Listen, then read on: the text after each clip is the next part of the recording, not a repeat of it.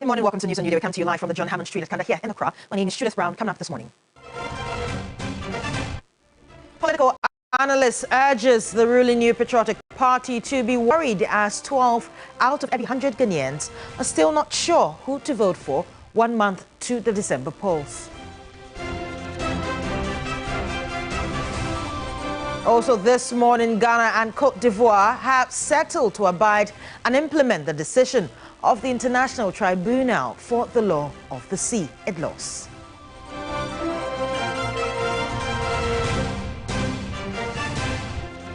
Academic enrollment in some rural public basic schools in northern Ghana experiencing steep decline because school feeding caterers do not cook for pupils.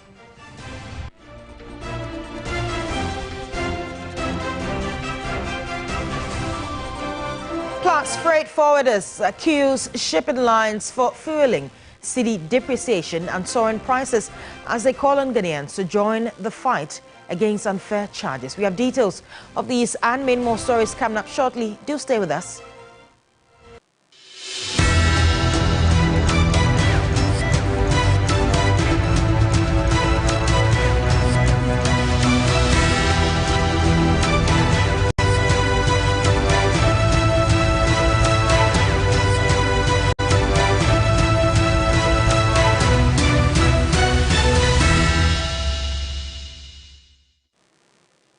And yes, we are indeed your election command center. Now, as Ghana prepares for its presidential and parliamentary elections in December, a number of voters still remain undecided. According to Global Info Analytics, 12 out of every 100 Ghanaians are still unsure about who to vote for. This could have a significant on the election outcome, considering that 8 out of every 10 undecided voters believe the country is heading in the wrong direction. With 33 days to the December 7 polls, some Ghanaians say they are undecided on who to vote for. I'm not sure. Why? I'm not really sure. Because sometimes if like I have to see something before maybe you prove me that I will just vote. I don't know whom to vote because now things have already changed. Then you can't decide to vote for this one rather than voting for someone. I've not made up my mind yet. Well, looking at the economy and the things going on right now, I don't know who to elect in. And I don't know who is going to lead us with good leadership skills and all that. So who is an undecided voter? They are floating voters. And then also followed by those who don't tell you the party they support. And then you have NPP voters. And then you have NDC in that order. The least of them is the NDC. NDC guys are fully decided. They know what they are doing. Very few are undecided, really undecided. And those may fall within the group that they will be mischievous because they know who they will vote for, but they'll just tell you that, oh, I'm undecided. But the real ones are the floating voters. Musa Dankwa explains which candidates or parties are most appealing to undecided voters. You have to go back and look at the views of people who are undecided when it came to the direction of the country. So, for example, do you believe that Ghana is headed in the right direction or wrong direction? 6% of those who said they are undecided, they are saying that Ghana is headed in the right direction. But 76% of those who are undecided are saying that Ghana is headed in the wrong direction. 19% are saying they have no opinion. So from this, you could see what they could do if pushed to the wall, because you would also know which of the two candidates or the candidates get support from people who are saying Ghana is headed in the wrong direction. So there will be enough clue for you to really decide or to know what they will do in the end. What factors may sway undecided voters to choose one candidate over another? Can they make them feel that the country is now headed in the right direction, or will be headed in the right direction if they are elected? What can they say to assure them of this? And then again, a very good number of them are saying that the economic condition has gotten worse. between now and election, can they make the life of those people better off or better compared to last year? So these are challenging situations for the ruling party in particular. With 33 days to go, candidates will need to focus on addressing the concerns of undecided voters to win their support. Now, political risk analyst Dr. Thue Champong is advising the ruling New Patriotic Party to be worried about the huge number of undecided voters, as revealed in the latest poll by Global Info Analytics. Now, according to Global Info Analytics, 12 out of every 100 Ghanaians are still unsure about who to vote for barely a month to the December 7 elections. When you disaggregate these undecided, you would get a significant chunk of them being potentially people that affiliate with the incumbent regime or the NPP in this case. So if you just take Ghana or put Ghana aside for a moment and you look at other global polls from other jurisdictions, whenever you have this big number of undecideds in an election that is, likely to be closely fought, then it indicates that there are people that would typically be, affiliated with the incumbent government, and they are not happy for one reason or the other. And what is also important, maybe just to add here, is the fact that, I don't know what the questions that were asked, but presumably they would have asked them whether they have voted or did vote in 2020, and therefore they then intend to, for example, vote, right, in 2024. However, they are undecided as to who they will vote for. And that is also an important factor that we need to take into account. But I think, like I said, the main point in all of this is that when you disaggregate them, you're likely to get a lot more of the undecideds coming from people that likely affiliate with the incumbent regime. We'll stay on elections, and the flag bearer of the NPP, Dr. Bawumia, says he will turn small-scale miners into millionaires by introducing an effective railway system in mining communities across the country. He made this statement while addressing party supporters in Ninahin, located in the Ghana-Côte constituency, during his tour of the Ashanti region.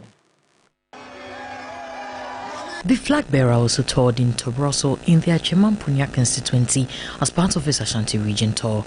Dr. Bawumia said he will introduce new policies to regulate mining in the country. According to the flag bearer, the new policy will involve the participation of chiefs in mining concessions. Na yabua small-scale miners no mwetimi mining in a responsible manner. Today, I want to bring policies that will help miners to mine responsibly. For omu maps ni nyina ba achire yem baby gold no war, so that you won't do trial and error. Me pese ahimfonoso me di shisheba all the mining concessions. Maybe a mwasa aseswa ye di concessions no econo. The chiefs must have an interest and a share in those concessions. Dr. Bawumia also spoke about reducing food importation through an agriculture mechanization system under his presidency. The number one priority of my government will be agriculture. The entire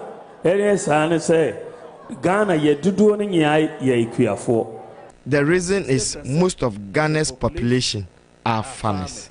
Ghana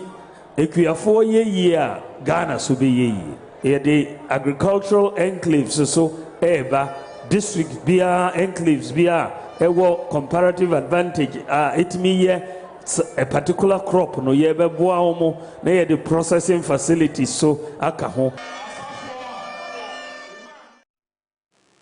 Now, with some few days left for Parliament to reconvene, Majority Chief Whip and Nsawam-Aduejiri MP Frank Anodompre has criticized Speaker of Parliament Alban Babin's leadership style, describing it as biased and one that favors the opposition NDC. He made these remarks at the NPP Victory Walk in Nsawam, where he hinted that the NPP has tough skin and respects Alban Babin as Speaker, but would not be intimidated by the NDC. The Speaker, Madam Fupa, I respect him a lot because we share Parliament, or he's the most experienced person in Parliament. But so year, in the few days to election, he will go down. He will be the worst Speaker. Of course, has done the right thing. We expect the Speaker to respect the decision of the court, and the NDC should also respect the decision of the court. If they won't respect it, the Ghanaian people should know the kind of people who wants to lead us. One, they are not law-abiding. They don't respect the separation of powers. They don't respect the ruling of the Supreme Court. How can they rule us? How? I'm asking you. A group of people who don't respect a court decision, should we allow them to rule us? And so we are in the majority. There is no shade of doubt. Osan court, he pronouncement in the someone him said, Speaker signed court. I hope you know. Then I court the guy. It's concluded. Say, yeah, the substantive case will be dealt with. That's what we are waiting for. But to that end, the majority. Tension be any crew. You see, so about to another area. Once that's so dire. Or we can see now Joma very no, and as soon as John Mahama was one of the finest politicians. So what do we need the Emmanuel Semochi? He was one of the finest. From the days as a minister, deputy minister, and as an MP, Okasana and Hotipa, and if you're Nikasano, Nikasa won't take Daintia. Owns as a full one out of Nakaka. There's a 10-year Nodi. It's a clear indication, so very, and he's going to lose. Let's head to the camp of the NDC, and the flag bearer of the NDC says he is disappointed that President Akufo-Addo and his Vice President Dr. Mahmoud Bawumia failed to honor personally a call by the Pentecostal Council, the Christian Council, and the Chief Imam for the National Peace Campaign. Now, speaking exclusively to TV3, John Dramani Mahama says the priority the NDC has placed on a peaceful process leading to the election is a reflection that it is committed to lasting peace in the country. He spoke exclusively to Komla Kluche. Your people said we shouldn't have gone to the peace campaign yesterday, most especially when the president and his vice ignored it. And there's also talk about the fact that you fled the northern side when you went for the first phase of the campaign. No. We structured the northern campaign in two phases. We finished the first phase, and this was supposed to be the second phase. We were supposed to finish on Sunday by going to Karaga, Goshegu, and Myong. There were just 3 constituencies left. But just before then, I got a delegation from the Ghana Ghana Pentecostal and Charismatic Council saying that themselves, Ghana Catholic Bishops Conference, Ghana Association of Christian Charismatic Churches, the Office of the Chief Imam, and others were organizing this peace campaign. I told them the notice is short, and apart from that, I have these important campaign rallies to fulfill. But after this, so I offered even to send my running mate, Nana, but they impressed on me that they needed me there. And they also said that the president and Bawumia were going to be there. And so based on that assurance, I said, well, let me sacrifice this program just to come and show that we also are committed to peace. And so I did that, only to come and find out that the president and Dr. Bawumia did not prioritize it. I was very disappointed.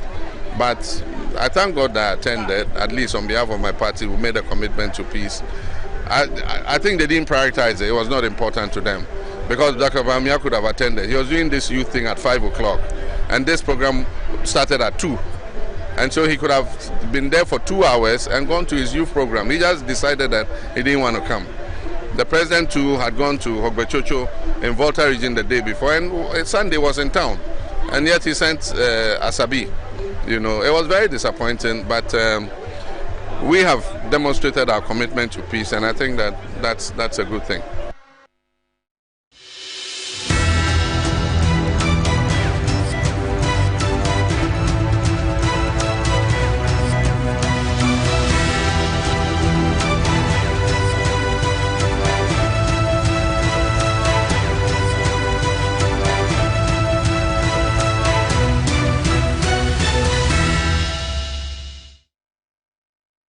On to some more stories. Academic enrollment in some rural public basic schools in northern Ghana is experiencing a steep decline because school feeding caterers do not cook for pupils.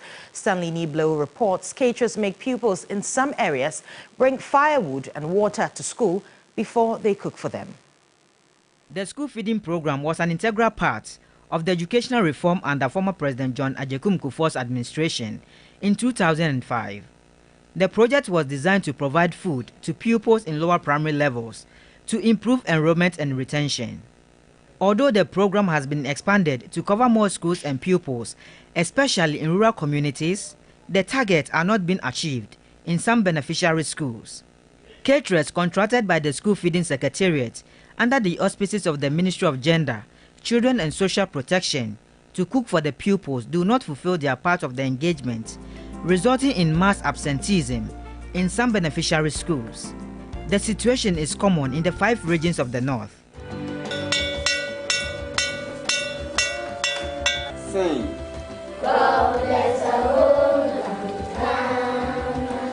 The Kandigi Primary School in the YS district of the Upper West region is one of such schools. The school's enrollment shot up from 69 to 160 in a year after it was included in the school feeding program. Now, enrollment has declined to less than 30 because the feeding has been irregular. When I came, I met the 69 people. So they complained that there wasn't any food for the children. I wrote to the district assembly if they could help me get school feeding. So fortunately, I was able to acquire that for them. So when I acquired the feeding, they started feeding and the enrollment started increasing. But the cook, the caterer, she was the problem, another challenge. So whenever she stopped cooking, you see the people drop out of school. I requested to speak to the caterer, but the teachers claim she is not known to them. Pupils in schools in the Kwandai district of the northern region benefiting from the school feeding program are facing similar challenges. At the Blajai and Leseni primary schools, pupils are compelled to bring water and firewood to school before food is cooked and served to them. On some occasions, food is not prepared for the pupils for weeks. But the Minister of Gender, Children and Social Protection, Dakwa Newman, during an engagement with journalists at the Meet the Press series, indicated that a new regime of caterers verification for cooking days is now in place. In collecting data, in ensuring that people cooked or they didn't cook, everything is going to be on the MIS, that system. And it's going to give us real-time updates. We will know today the number of caterers who cooked. We don't have to wait till the end of the term to determine, because it was paperwork, they now have to put everything together, send it to the region, send it to national, they validate. So it smoothens the process, it streamlines the process for everybody. Meanwhile, some rural public basic schools in the Nakpanduri, Bunkrugu, Jonyo, Triponi, Saboba, Gushegu and Karaga districts that have strived to improve their enrollment are now recording steep declines, partly due to the non-availability of the feeding program.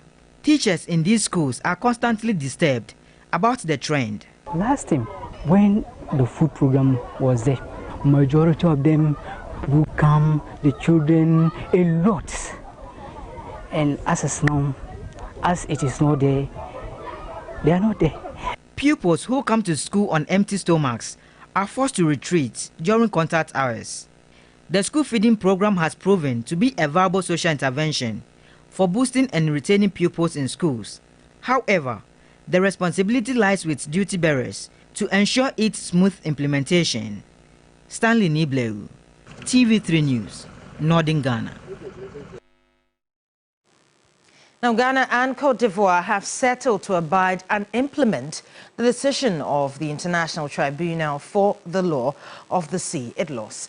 Now, the two countries are currently engaged in a meeting to ratify some framework and agreement on land and maritime boundaries that have been an issue of concern over the years. We'll bring you that report, and yes, it's ready for us. General of the Ghana Boundary Commission, Major General Emmanuel Kotia, said all it's set to sign and implement the International Tribunal for Law of the Sea, ITLOS, between Ghana and Côte d'Ivoire. The key objectives for this meeting are threefold. First is to validate various bilateral frameworks that we have worked over the years between the National Boundary Commission with Côte d'Ivoire. Ghana is ready to go ahead to sign this agreement that will improve the relationship between the two countries, especially on land and maritime boundaries. He said the two countries are also to embark on an exercise to reaffirm the Ghana-Côte d'Ivoire international borderline. The next objective of this meeting is the planning of maritime boundary activities, and that is also geared specifically on the implementation of the ITLOS ruling. A committee will be looking at that aspect, and a plan of action will come out, will be drawn out of these joint committee meetings that will be validated at tomorrow's meeting, so that these actions or proposals that will be made by the committee will be implemented in the coming year. The Executive Secretary of the International Commission of La Côte d'Ivoire, Konote Dia-Kalidia, also expressed satisfaction about the progress made by the two countries so far. Now, the dreams and aspirations of some students with special needs at the University of Ghana may hit a snag if a government fails to pay their tuition fees before Friday, November 8, 2024. Scholarship Secretariat's delay in releasing their funds for over a year now has left many grappling with the hardship. Frederick Kunzotiani reports the frustrations of these students. Things are very, very, very difficult. They have to get us the school fees, including Belgium, so that at least I can use that little money to buy something. Since childhood, Richmond and his colleagues have vowed not to beg for alms on the street, but rather climb the academic ladder. This passion and determination has been fueling Richmond's vision of a renowned lawyer someday.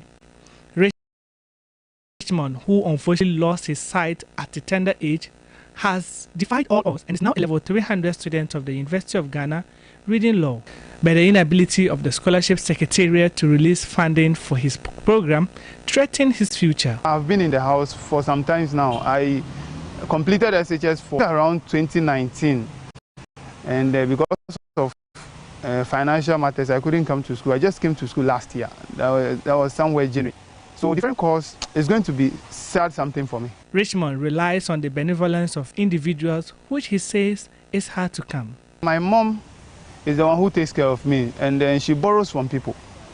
And then, so as I speak, my mother owes so many people because of these school fees matters.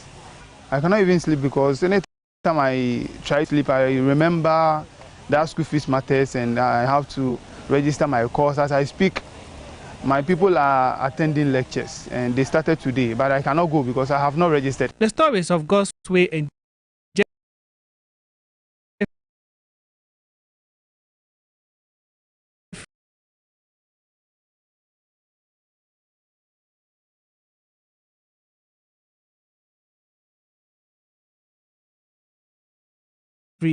also paid are not different. I was told by tertiary level, so I was happy.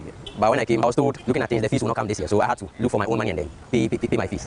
If the government has promised to pay our school fees and then the government is not paying, then it becomes difficult because all those people who would have paid our school fees knows that the government is supposed to pay. So even if you go to them for school fees, they will tell you that the government has offered to pay your school fees, so they don't have anything for you.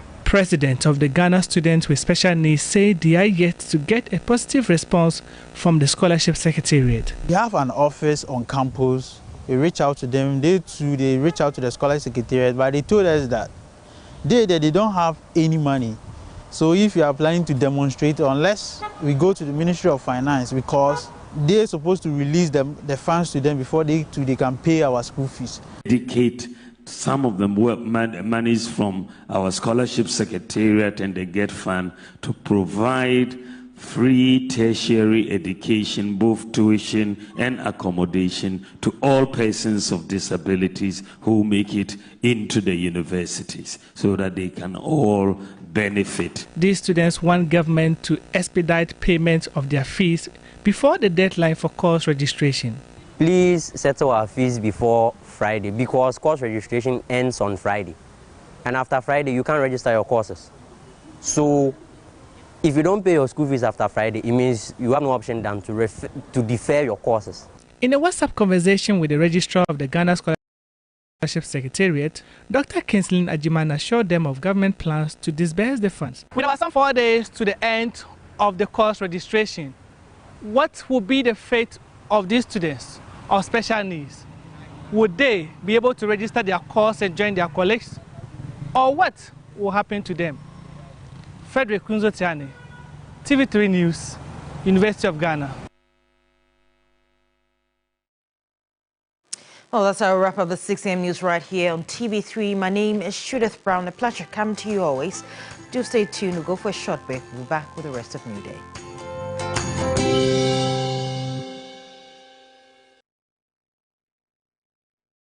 Million children have benefited from free SHS. Protect free SHS. Vote Dr. Bawumia, #1 on the ballot. You know, 1 bucket of Flamingo paint is equal to several buckets of any other paint brand on the market. Flamingo paint, superior durability, superior hiding, superior coverage. Flamingo paint, simply superior. You know, 1 bucket of Flamingo paint is equal to several buckets of any other paint brand on the market. Flamingo paint, superior durability, superior hiding, superior coverage. Flamingo paint.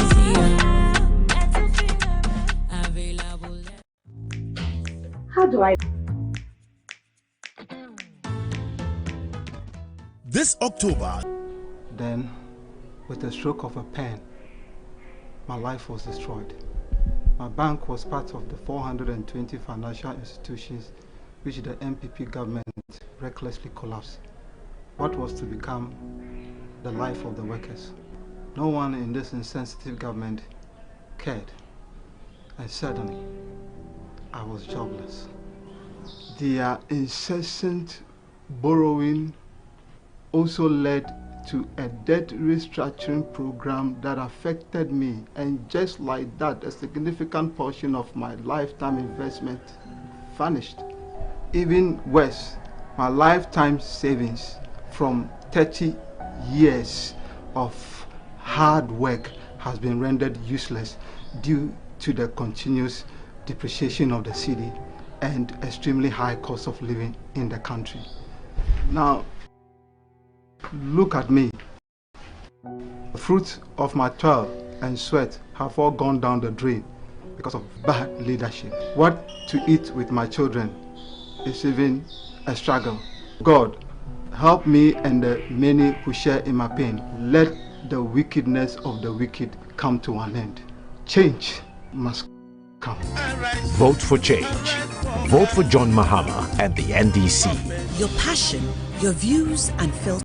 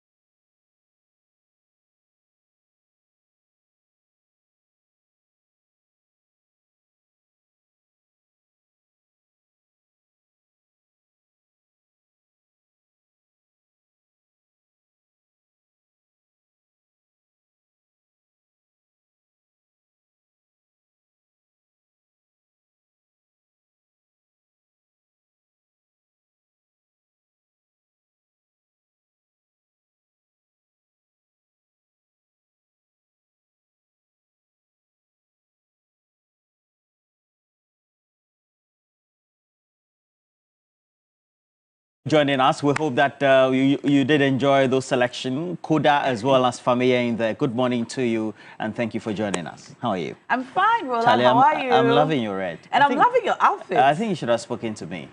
You know.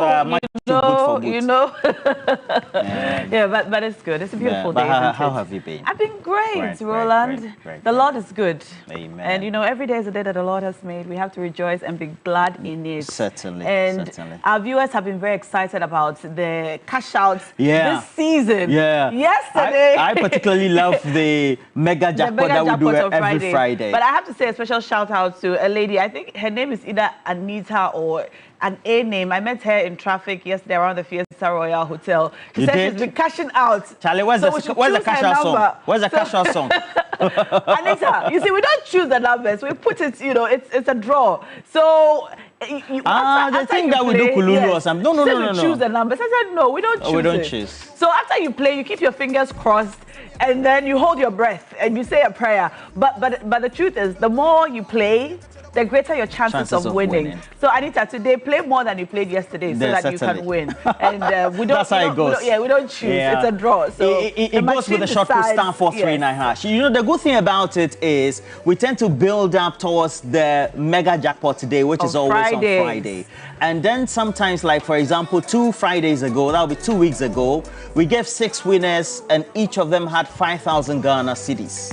So that was 30,000 Ghana cedis in all. That was just 2 weeks ago. And then we had 40 more people, incrementally increasing to about 60, getting 200 Ghana cedis each. You know, so last week we decided that dial star 439 hash. You make sure that you choose the number of tickets. I tend to do the minimum 15 to 25 for the ticket. I haven't won though, I don't know why. But you know, the numbers then get into an electronic dashboard. So it's at the back end. And we don't control. So you see how fast the numbers go, especially with the red background of the numbers. So we don't get to choose how it just randomly is chosen by the algorithm that we have when it comes to the application. And so when you have your number in there, so something like this. So we don't get to stop it, or we don't get to say who is winning or who is not winning. It's the dashboard and the application itself that tend to do it. So star 439 hash is what you have to choose. And we want to make sure that you're part of this. So you have to increase the chances you have by also dialing star 439 hash.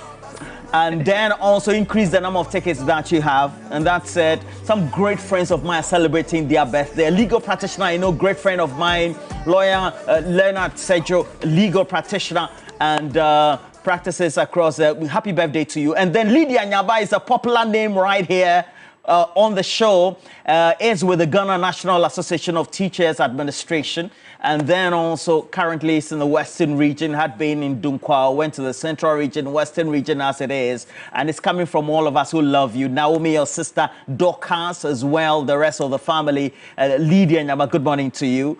And I hope that you're doing well. Please make sure you cash out for your birthday, right? If you don't do it, I'll do it on your behalf, and I'll see that something happens. And I have a very special birthday shout to give out this morning. All right. A very special happy birthday going out to veteran actor Fred Amugi. You turn 76 years old today, Fred Amugi. Just like yesterday. 76. Great man. Uncle Fred. Freded. All right. Happy birthday. We love you. Well, certainly. Right. So let's get on to what we have for today. So today, we want to have some great conversation. You know that Dr. Bawumia, DMB, it is possible, the presidential candidate of the ruling New Patriotic Party, the vice president of our country, held a Youth Connect, and it's at the stadium or the dome or the oval, the sports facility we had at Boteban, not close, not too far from where many reside. And we want to put that into perspective. We're analyzing that. You know that the NDC also have their youth manifesto. They brought out actually a youth manifesto before they even outdoor the bigger manifesto. And Dr. Bawumia also met the youth. We have 1 million young people who will be going through a coding system, digitalization, and all the things that will be done for there. A lot of apps being outdoored, left, right, center, etc. So we want to have some a conversation on it. We're going to have Alfred Thompson, We're also going to have Malik Basintale, the Basintale boy, also in the studio. Dane Ansapon with the Movement for Change, and we're going to have some great conversation. But before that, we want to ask some key questions about the parties and just 32 days to this election, what their commitment is to peace. Is that not it? Yes, exactly. What's their commitment to peace? All the parties 32 days ahead of the elections. We want to find out from you. What's your own assessment of the party's commitment to peace? The election day is just 32 days away. Let us know what you think. It's time for This Morning.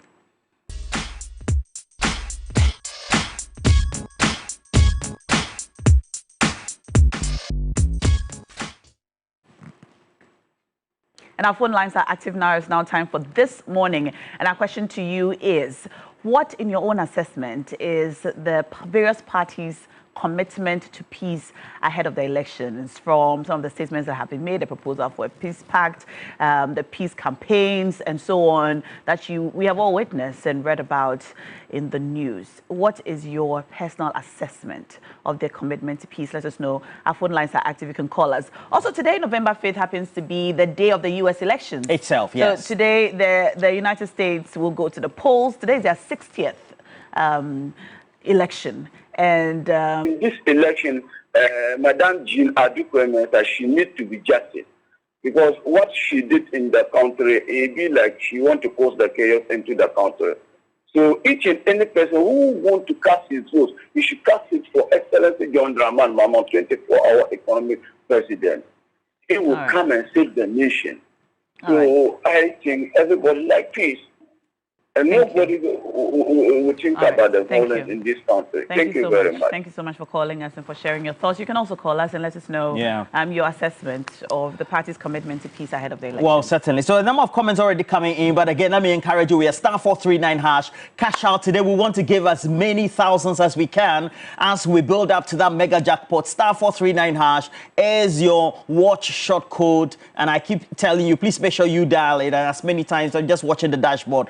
Please make sure that you increase the number of chances you have. Choose option 2, TV3, because on Friday we choose option 8. You know, that's where the mega jackpot is all about. But look, increase that chance. So we have a couple of, let me say good morning to Chairman Riches Kokoti as well, Chairman Prosper, Godwin Tamaklu, who is a Group Chief Executive for the Rates Group, they're based in Tema. This one is coming from Sherry Giovanni.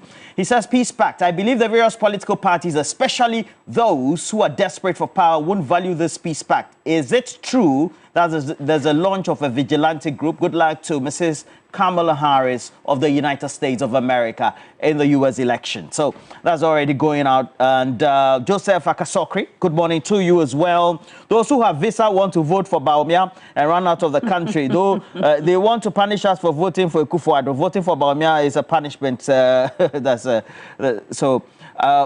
we have Abu on the line now. Yes, Ebo has just joined us. Hello, Ebo. Good morning. Good morning, my sister. How are you this Very morning? well, thank you. Great to have you on the show. My greetings to everybody who is listening to you, watching you this morning, TV3. We respond. Across the country. And then my greetings to my father, His Excellency John Dramani Mahama, incoming president, and then my regional executive, and greet everybody, and the national executive. You see, I'm just appealing to Ghanaians. So, Nanado Bawumia, NPP in particular, if the Ghanaians, they want to be sincere, if you listen to them, they are done. 2015, 2016, whatever they say to we Ghanaians, we should vote for them. They are come to change everything, from taxation to production, from this to this, and today, where are we? So the country is so disgusting. I don't know how to do. All right. All right. I'm so sorry we had to cut you there. We have to cross over to Johnny Hughes, who's on standby with Johnny's Bite. Stay tuned. And literally forcing everybody to believe in peace. They are not talking about justice, and there cannot be peace without justice. So there's a lot of talk about peace, but nobody is talking about justice. The people who are talking about peace must also be concerned about justice. And how do you get justice? You get justice when you do what is right. You get justice when you do what is essential. In fact, quintessential. You get justice when you do what is necessitated, what is important. Nobody is talking about justice. Everybody is talking about peace, peace, peace. Come and sign peace back, come and talk peace, come and do this. But nobody is talking about justice. And you must ask the people who are pushing everybody to talk about peace why they are not interested in justice. Because you must be just enough to be peaceful. Yes, you must be just enough to be peaceful. The pastors who are pushing everybody, they talk about their tithes, they talk about it, and they think this is necessary. That you have to be, when you do that, you are being just to God, and then God will give you his blessings. And nobody's talking about justice. Everybody is talking about peace. Can there be peace without justice? I'm asking. I'm a small boy. I'm asking. Can there be peace without justice? I'm only asking. So those who are pressuring and pushing and asking for there to be peace, are they talking also about justice? I have paid for electricity. In fact, it is prepaid. Then they put my light off, and nobody has the sense of decency to explain to me that your light will go off today. When you go and ask for a timetable, they say go and bring your own timetable. I have paid for my own electricity. Previously, they say, oh, it's postpaid. When you finish, we are not getting. They say, oh, it's prepaid. We even went to bring Aquavit 10 rand. You remember that? For Ghana Water Company. Your pipe goes off, your light goes off. Nobody explains to you. It's business as usual. And you ask yourself, what's going on? It's business as usual. You ask yourself, what's going on? What's going on? What's happening? What's going on? You ask yourself that question. What's going on? What's happening? What's going on? What's happening? Nobody explains anything to you. So they say Doomsaw is back, and nobody says anything about it. They say Doomsaw is back, and we are there, and your lights is going off, and nobody explains anything to you. And Great Co come and write a statement and say, oh, gas is there. We owe ENI. We are not paying them. They have the gas. We are not paying them. And there are plenty talkatives in government who try to explain everything, but not the problem, to solve the problem. Why? Why? Why must my light go off when I have given money to the service provider to give me light? I have paid. I have, at the last count, I had about 300 and something Ghana cedis on my meter. Why must my light go off? Why? Why? Why must my light go off? Why? And nobody explains anything. It looks normal. It's okay. Why? And I'm not alone. Fellow Ghanaians are suffering from it. Why? The same things that this government complained about, and they have now perfected the things that they complained about. Why? I'm asking why? Why? The things that this government complained about in opposition, they have come to perfect it. Why? Somebody complained about the Okujeto Ablakwa with money in his boot.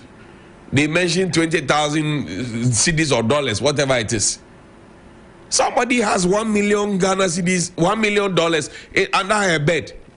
And you can you compare 20,000 to 1 million? If it's wrong, it's wrong. If it's wrong, it's wrong. If it is wrong, it's wrong. The things you complain about, you have actually perfected the things that you complain about. You complain about family and friends. You say, oh, family and friends is not good. Mention the family, relatives and people who served in John Mahama's government, and mention those who are family who are serving in Anado's government. Mention them. The things that you complain about, Nanado says, oh, he actually even tweeted about, he had the effort to tweet about it, that family and friends will be a thing of the past, soul sourcing will be a thing of the past. The things that he complained about in opposition, which endeared him to the hearts of Ghanaians to say, we will vote for this man because he is a different horse of a different color. He is done exceptionally worse than what he complained about. Today, he can't even come to speak to fellow Ghanaians. He can't talk to the press. He can't speak to the media. And you ask yourself, why? Look, there's something from Lawyer Chachuchikata. Put it up there. Let's read it together. The law.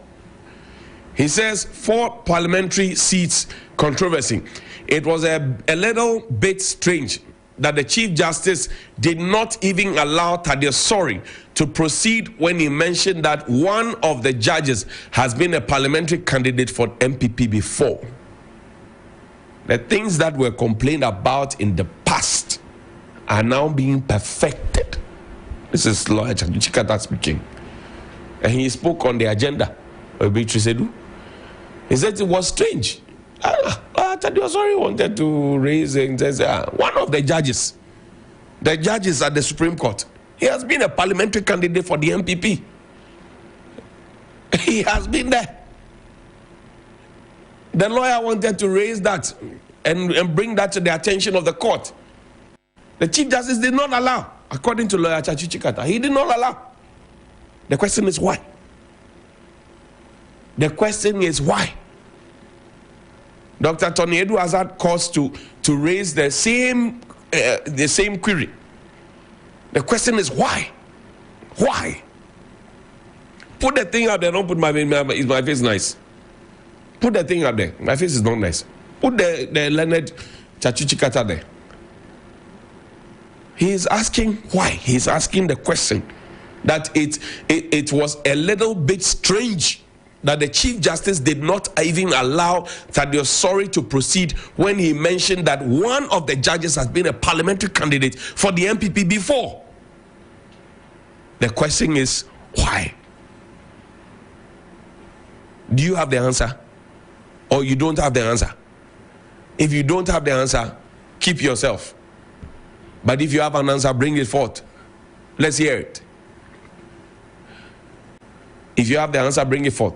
There's also an e-levy thing. We'll play it. Come to me. He said, oh, e-levy, we are bringing e-levy. E-levy will solve all our problems. E-levy will create 11 million jobs. E-levy will solve roads problem. Do you remember the thing that was said about the e-levy? Grown men and women, they preached e-levy to us and said that e-levy was going to be the panacea for all our problems in this country. We are still collecting e-levy. They say if we take e-levy, we will not go to the IMF. We are the IMF. We are begging. We are still taking e-levy. They said, oh, if you take e-levy, you will not go anywhere. Everything will be okay. You don't need. He say, oh, if we don't take e-levy, they will bring IMF, the small boys at IMF to come and negotiate. You remember all of that tosh that was spoken to us? It was tosh, pure tosh. My light and my water is off. So I'm angry.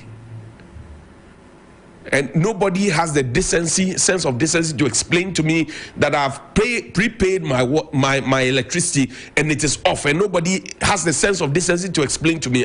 So I'm angry. I'm angry. They said e-levy was going to create jobs. Have the jobs come? The last count, they said, well, we have created 2 million jobs. Where are the 11 million jobs that were supposed to be having created by e-levy? Where are they? The roads. He said we will be able to pay all the contractors. Where are the jobs? Where are they? The contractors, have they been paid? Look, find me Yababi and Samuel's video. Today is with Movement for Change. Play the video. It was Director of Communications for the NPP. Play the video for me. Yeah.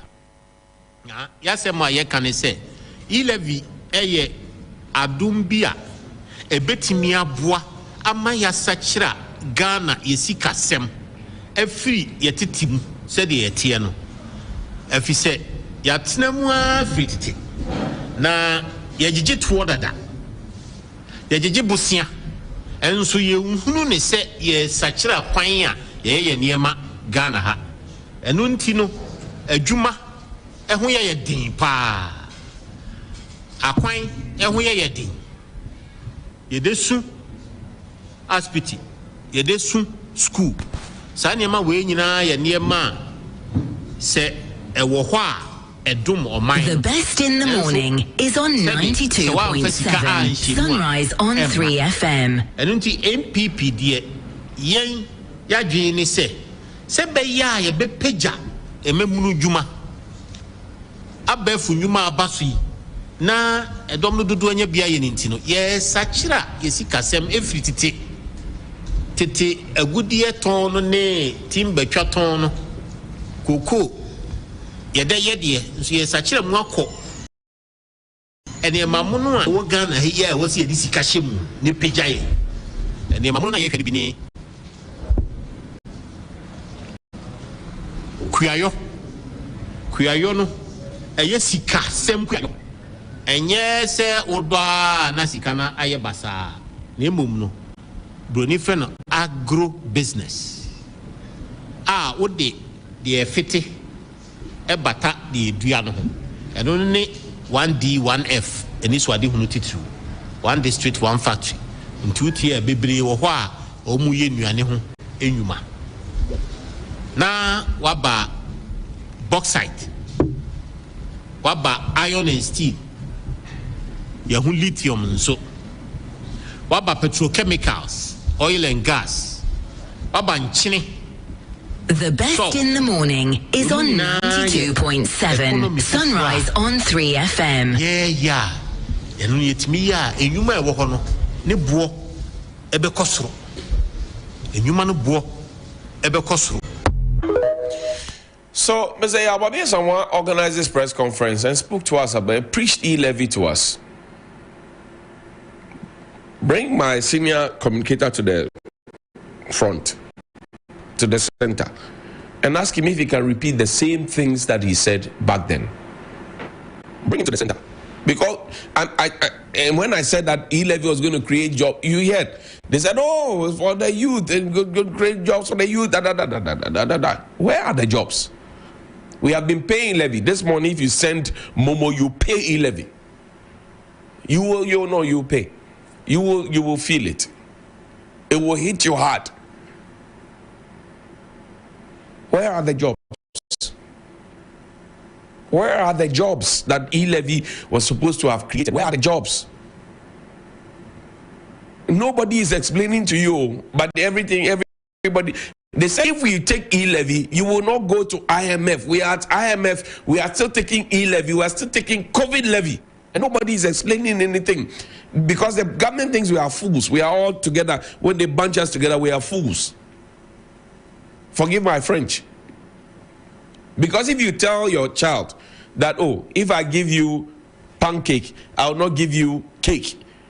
Your child knows that when he takes the pancake, he will not take cake, right?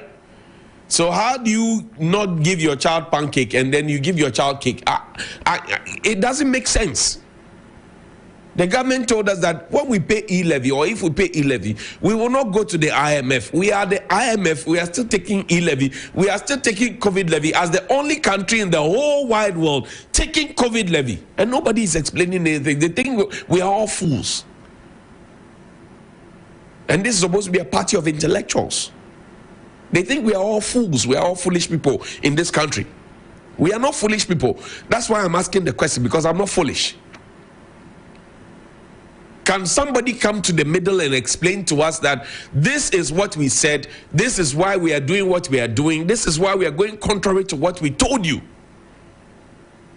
Mr. Yabamia Samoa is now with Movement for Change, is with Chief Alan Chamanting. Can he repeat the things he said then as Director of Communications for the NPP then? What he believed. Can he repeat the same things? He can't. He cannot. But this was what do you call it? The preaching that was done and the conviction that he had to convince all of us to accept e-levy. Professor Peter Kwate and the rest, they said no. We e-levy, the threshold that you're putting on this, so bring it down. They said no, we will not bring it down.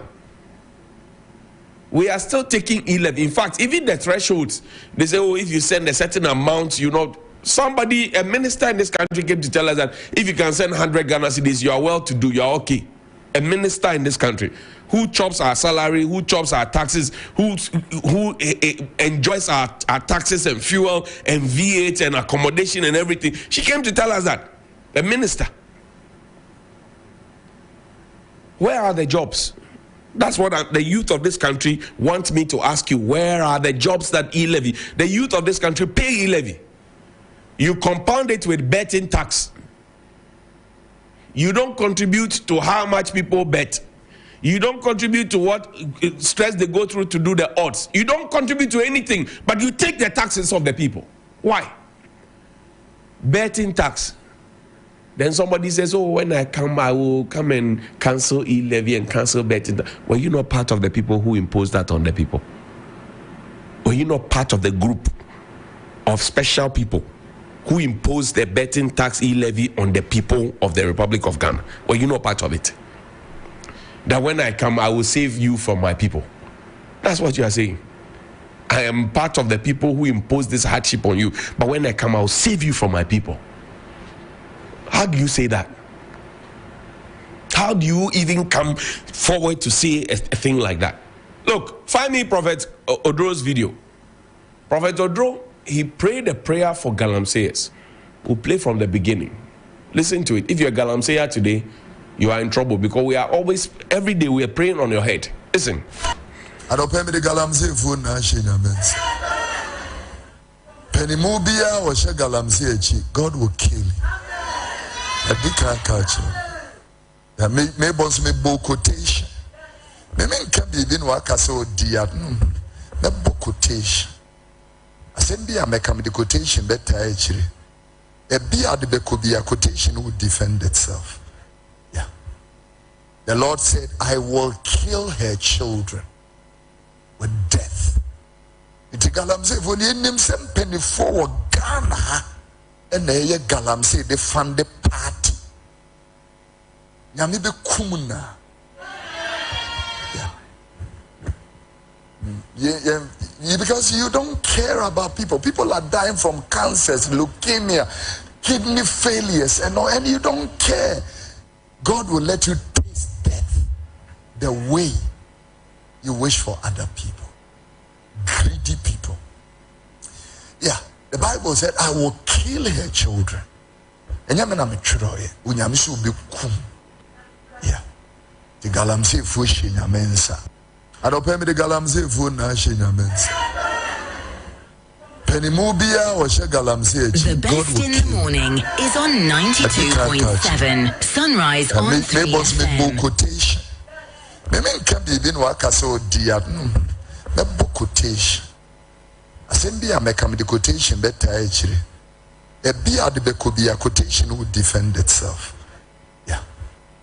The Lord said, I will kill her children with death. It's Galamsey when you name some penny for Ghana and they Galamsey they fund the party. Yami be kumuna. Yeah. Yeah. So that is Prophet Kofi Odro. And you know, the president said we should give him time to come and give us a definite answer on how to tackle Galamsey. We are still waiting. This is the president who put his... No, he didn't put his presidency on the line. He says, I am prepared to put my presidency on the line. That's a different thing. And William Esidio and I, we had this back and forth on this network. He said, I am prepared to put my presidency on. It's not the same thing as saying, I have put my presidency on the line. This is the first government in history to be campaigning against his own self that, oh, when I come, I will reverse the things that my government has done. And you are part of the government. And we know the people who are engaged in Galamsey. I've always asked this question. I said, look, when you go to a Galamsey site, it's like a construction site. You find guns there.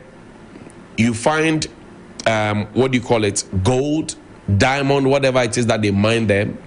You find money there because when the people finish working by day, they pay them. You find mercury, you find lead, you find cyanide, then you find generators, you find light. Have you ever heard in any of the reports that when they went to a Galamsey site, they arrested people and they picked these things? They don't announce it. So where do those things go? The people who go there to say we are arresting people and they parade the small boys on the TV, they themselves, they are complicit. I said, has any arrest been made and anybody has come to tell you that, oh, we went to the Galamsey site at Mansun, or we went to a Galamsey site at Obuasi, or went to Ankobra, wherever it is, and we found guns, we found gold, or gold dust, or we found money, or we found generators, or we found light, or we water. Do they come to tell you that? They don't tell you that. So the people who they claim to be, going there to arrest people Rambo style, they themselves ask them questions. And I've also asked the question. I said, when you go to a Galamsey site, when you find a chamfang or you find an excavator, it has a chassis number. Trace the chassis number, the VPN. Go to the port, check who cleared it, check who brought it into this country, and follow suit and go and find the people. They won't, because they know it is their own people who are doing that. They won't.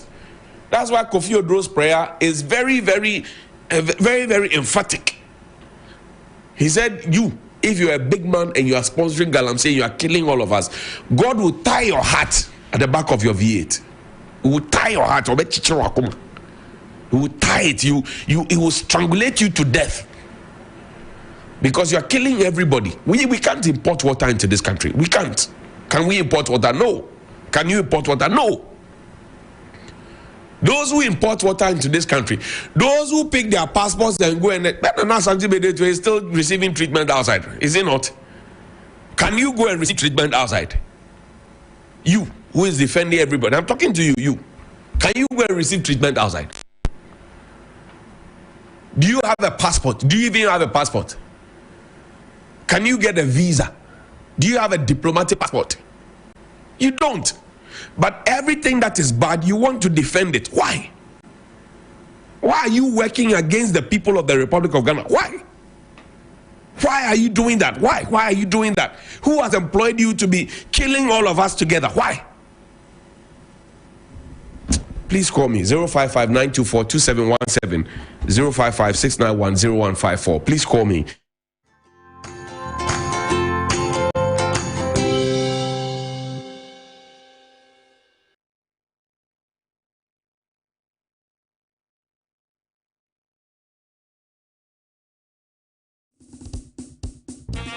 Papa Sammy, I beg if you find something small, give us. Bro Sammy, you see, don't be say boys no one do nothing and just they rely on handouts. Just no deal. I understand the hassle. Hope they come. John Mahama, they come do the National Apprenticeship Program. We sort you guys. Brother Sammy, wait till be that. John Mahama knows say no be everybody we won't work for office. Like me. That one day is true. Under the National Apprenticeship Program, young men and women where they want learn craft will be enrolled under the program and attached to a senior craftsman who will train them for free. I beg you, mechanic day inside. Me like this, I don't want to learn mechanical, but the course no. Mechanics day inside. Organizing, dressmaking, fabric making, catering, hairdressing, tiling, painting. What they even sweet about this whole thing they say, when you plead, the NDC government go make sure say they go give you certificate where you go fit take go look for job anywhere. That's sweet. Oh, that's be one waffle. Another one waffle thing be say, when you plead, the NDC government go set you up with startup capital and equipment to make sure you can start your own business. Wow! I dey go shopping my town wait 7th December. Vote for change.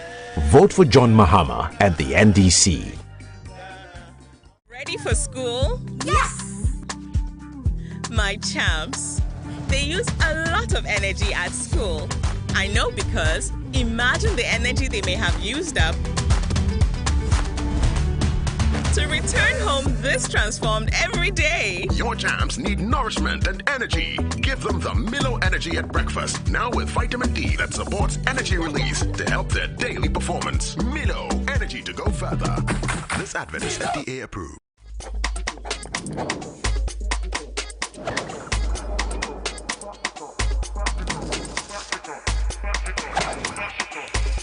One choice, multiple styles. All big, all unique. I'm a Ghanaian and I love luxury accredited faith. And I love democracy. December 7th, Ghana is voting. Only peace. Peace, I give it to you all. I love Ghana. Peaceful election before, during, and after. One Ghana. Peace. Peace to everybody. One Ghana. Ghana. This message brought to you from the luxury accredited faith. Hey, to be champion.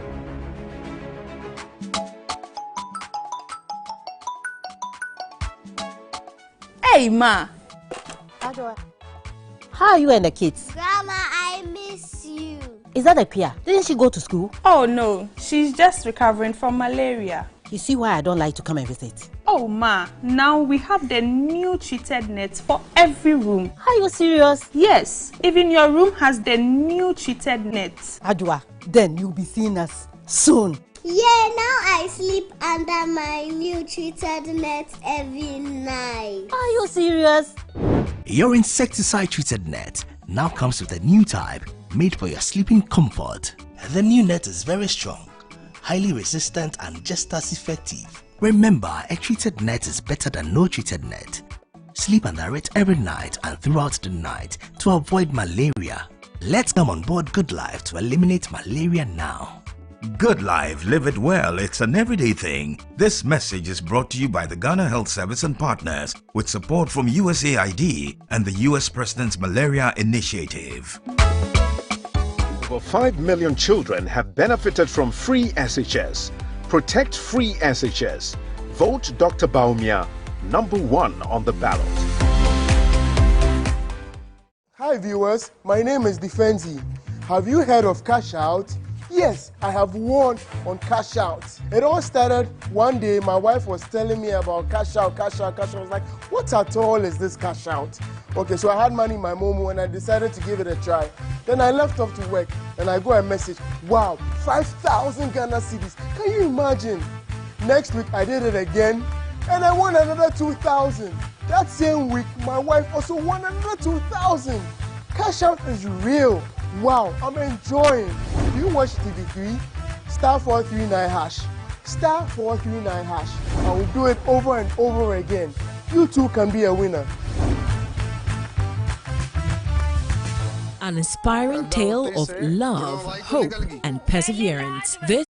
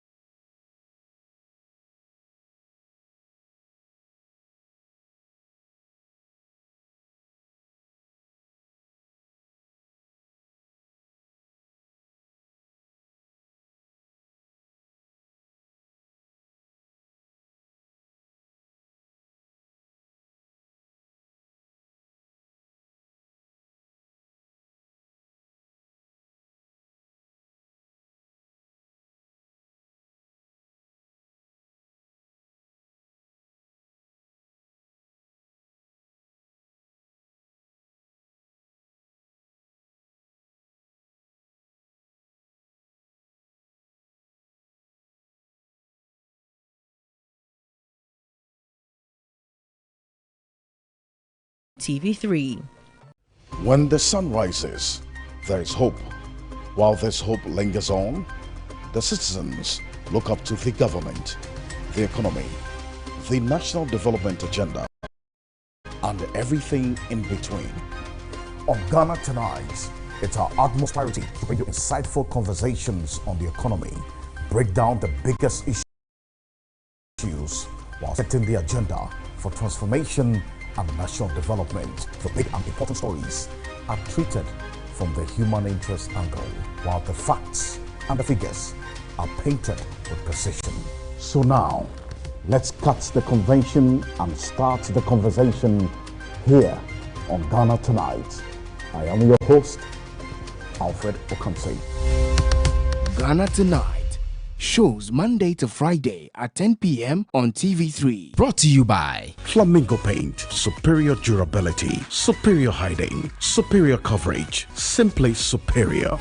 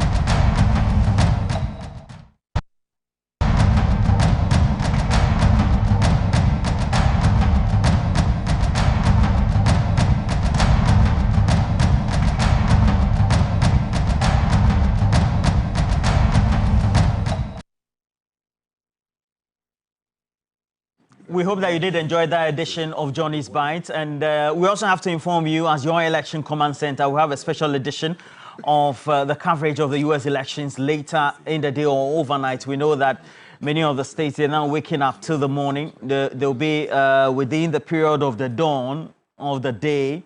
And if you know how the U.S. election also works, it also means that they vote sometimes earlier through the mail and through electronic means, etc. Very advanced means of voting as well.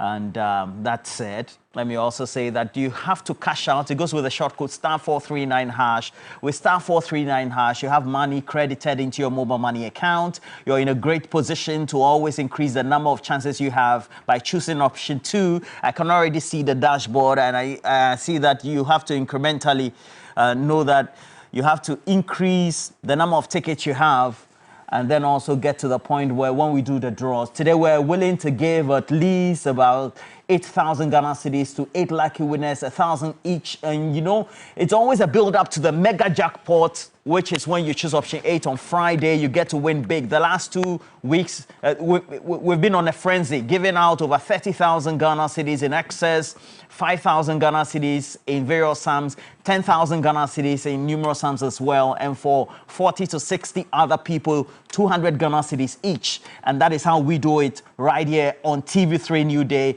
to make sure that we also make you part of everything that we're doing when it comes to the right things to get money credited into your mobile money account. So make sure you cash out *439# right now, and let's have some great conversations. Today, we want to put into perspective the Youth Interaction or Connect that was undertaken by Dr. Mahmoud Bawumia. DMB It Is Possible 2024 took place in that great sports complex in Boteman. A number of resounding attendance by young people associated with the ruling NPP, and it was not only physical or personal, but also virtual as well. So that's a good thing. And we want to also juxtapose that with early on what the youth manifesto of the NDC is and what choices that are available for you. Just 32 days to the next election. And as you know, your election command center, TV3news.com, will bring you the latest when it comes. I have with me Alfred Thompson. Alfred Thompson is with the DMB It Is Possible 2024 campaign team. And good morning to you. And I love your pendant. Thank you, bro. At first, when I was seeing it at first glance, I thought it was a picture of the Pope. Not knowing it was a picture of Dr. Bawumia. Yeah. Great one there. I think I love it. Thank you. This pendant is beautiful. Thank you. Certainly. And greetings from him. From him. Yeah. Dr. Bawumia, good morning to you. He's moving into the Ashanti region. He's moving into the Ashanti region. Is that the last lap, or no. he'll be going there? No. Again. Just before the last lap. Okay. We have 4 more weeks. Four more weeks. Yeah, yes. He has about some very good few days to finish the Ashanti and move on. Fantastic. We'll see how that goes. He's doing a wonderful work. I would ask for God's blessings onto his life, onto the life of Samira, onto the life of Napo and the wife. They are doing very fantastic jobs. And it's not easy. Rain or shine, he's in there fighting and making sure that what he wants to do for the ordinary man on the street, he's spelling it out to them, one after another, with no insult, with no ambiguity that he's angered by anybody. He's told everyone there have been challenges. He has had sleepless nights when he needed to transform and change certain policies to help rebuild the Ghana he knows and make it better for all of us. And I can promise you that, inshallah, if everything goes well, when they crown him as the president of this republic, you will see the Ghana we all deserve. Fantastic. And your posts are telling you that he's winning, right? Inshallah. Mashallah, alhamdulillah. And then also, Malik Basintali is here. The Basintali boy, as John Dramani Mahama called him. You go on social media, he's now called the fireman, the Basintali boy. Had been on the campaign trail, riding motorbikes, supporting various candidates and the various campaigns of his party. He's here. Malik Basintali, good morning to you, Malik. What offense have we committed that we cannot get the Ghana we all want? How do you mean? As said by Alfred Thompson. He said that we should vote for Bawumia so we can finally get the Ghana we all want. What offense have we committed? That for 8 years, you and Bawumia couldn't give us the Ghana we wanted. In fact, ever since Bawumia was elected flag bearer, it's been more than 1 year now. Why haven't you given us the Ghana we want? On 7th January 2025, 3 things will be done. Inshallah, John Mahama will be sworn in as the next president. Number 2, every Ghanaian will be issued a certificate of survival. Number 3, we will all move straight to Quick Loan and thank Quick Loan for holding all the youth of this country up. I said it and I'll repeat it. More than 80% of Ghanaians today survive on Quick Loan. And that is why anytime you intend sending money to a young man, he says not this number, another number. Meaning what they owe, they owe on the other number? People who work, people who take salaries. Within 2 weeks, the salary is gone. Quick Loan has held us up. Malik, you were just 21 gun salutes. Cool it for me this morning, please. Alfred, if there's any Ghana you think you can give us in 2025, please, respectfully, give us that Ghana now. We want it now. Bawumia is in power. I have never, and let me land on this, I beg your pardon. When he was speaking, I never interrupted. It was just an introduction. I'm coming, just a minute, respectfully, with the greatest of respect. You see, I have never in my life seen a presidential candidate campaign against his own government and pleading that you should give him another chance so that that failed government he's campaigning against will now come and give us a better Ghana. I've never seen it. In 2012, if you remember, to land on this, the NDC's campaign slogan was continuing the better Ghana agenda. You remember, Roland? No. You know why it was so? Because President Mahama was proud of his record. He was proud of 1 million tons in cocoa production. He was proud of a stabilized city. He was proud of a stabilization of the fuel prices and all of that. Why is it that for the first time, Malam Bawumia is running away from his own record. Is this not bizarre? And so, look, you cannot in any way try to repackage a condemned commodity for us to buy. Bawumia, you have to end it. I was only saying hello to you. In the history of this country, should we ever have a vice president or a president like Bawumia and Nanodo? Because the two pair are Aki and Popo, a condemned team forever and ever in the history of the voters will decide, and that will be on the 7th of December. We are your election command center. I'm a voter. Am I not a voter? Well, you're a voter. So that's what we do. And then let's take you through some of the interactions and the key policies, well, already in the manifesto, but also re-echoed and additional ones promised by Dr. Mahmoud Bawumia. Establishment of $100 million fintech fund for startups within the sector, implement a Buy Ghana First policy, increase investment in STEM education, and STEM is science, technology, engineering, and mathematics. Involve young people in formal political process, more participation. Dr. Mahmoud Bawumia is promising free tertiary education scholarship for persons with disabilities. Increase the stock of student accommodation in universities and across public institutions within the sector. Expand eligibility for the student loan scheme to include all post-secondary students. Introduce a flat tax system that has also been announced by Dr. Mahmoud Bawumia. And then increasingly announce that Youth Connect. We also have a number of them as well. But what are the polls saying? We'll take you through a number of what the projections have been. Global Info Analytics saying that, well, based on what they've picked up, a number of things on what Ghanaians are saying. And then we saw earlier on what Afrobarometer had indicated. For ordinary Ghanaians, indicating what's on their mind, what will be the key benchmarks why they want to vote for. So we have the economy 74%, jobs 68%, education. And if you look at that Afrobarometer report, and then this one is for Global Info Analytics, at least we have over 80% of Ghanaians saying that free SHS needs to be maintained.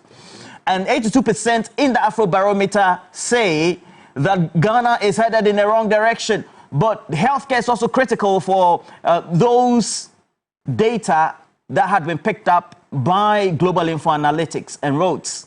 You know that we've established a number of issues about year for roads 1, year for roads 2, year for roads 3. Now, subsequently, let's look at the last slide and also looked at it. Again, when the next round of this information was picked up on the 26th of October. This was it. Economy, number 1, 78%. Jobs, 70%. Education, 46%. Roads, 25%. And healthcare, 14%. What do you say? Dr. Mahmoud Bawumia says that everything is in order. He is going to improve on what perhaps hasn't gone so well, how the economy has had a downturn. He says it's COVID, Russia, Ukraine, and Alfred Thompson. The verdict is out there. Dr. Mahmoud Bawumia, is he the man for young people to create the jobs? Thank you, Roland, and a good morning to you once again. I was just making a point when my brother did not accept that I should speak because he thought I was interjecting him. You remember in 2016? No, he mentioned my name, and I just wanted to draw his attention to the fact that... He didn't mention your name derogatorily. He just made a reference to you. Did I say he did? No. But I'm saying that didn't warrant you to interject without truthfulness. You call me into a conversation. And the conversation was that, you remember in 2016, when we were campaigning all across, even in front of your own, just here, Flagstaff House, Kennedy Jipon said the grass was even suffering from water.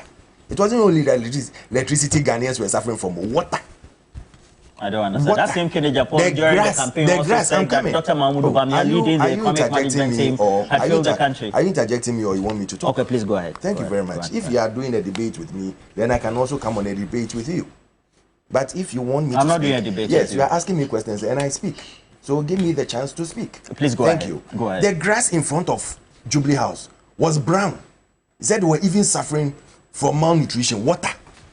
That a president at that time sat in front of Jubilee House and could not even give grass water to grow. But today, look at the place. When I was coming, I was looking at the frontage and I said, this is beautiful. It gives you the impression, the image that we want to create as a country, that we are going on the right trajectory, even with all the challenges we are facing. So my brother should not go there when we are talking about people who cannot manage and people who we know from Adam that they are very, very corrupt and they are misleading this country into a place that we shouldn't have gone, and they want to come back for it. Please, let's not go there. Dr. Bawumia on Sunday met the youth of this country across the country. Every region was involved. If you are watching, you could see that they mentioned from Greater Accra right down through the northern to Upper East, Upper West, Central region, my own region, Western North, Bono East, and Ashanti, Volta, Oti. Everybody was involved. They were listening to wisdom. They wanted to hear the man of the moment. They wanted to hear the man who is taking them into the next Gen Z generation. Someone who understands and appreciates that digitalization is part of growing an economy. It's not that digitalization is separate from economy. It's not someone who will come and stand there and insult, but someone who will come and stand there and tell you what he has to offer with humility, with acceptance that yes, we started very well. There came challenges. And when the challenges came, what did we do? We moved and made sure that we did not sleep and say that, oh, but he worked hard to make sure that he would not be called a magician as someone was asking for. That I'm not a magician to create jobs. But he worked hard to make sure that we created over 2 million jobs. He mentioned them. And he gave the various sectors that the jobs have been created. He gave the various pointers that we have done and have improved upon. Let me start with the educational system. Since we started the SHS and the TVET enrollment, it has increased, the enrollment has increased by 83%. Every year, senior high school, over 600,000 children who would have been dropouts are now have been enrolled since 2017. And it tells you that we are building the next generation. Because the most important thing you can do for any society is to make sure that you educate the people. If you don't have the right education for them, if you don't do the right things, or if you don't care about the education, what you're going to do is that you are going to grow a base where people don't know their words and what they are going to do. And then they just sit down and go into any other venture. Because the Bible even tells us, I mean, when there's the weak or slow minds, they sit down and they do whatever they want to do. But once you have made your mind that, listen, rain or shine, I am going to invest. The devil finds work for the idle hands. Yeah, it's the same like interpreted.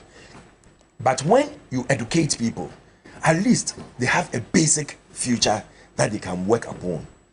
Education became free. Even when people were marching on the streets and telling us that it was a 419 scam. Even when the presidential candidate of a party, the president at that time, was telling Ghanaians that we cannot do free SHS on the whisker caprices of a desperate politician.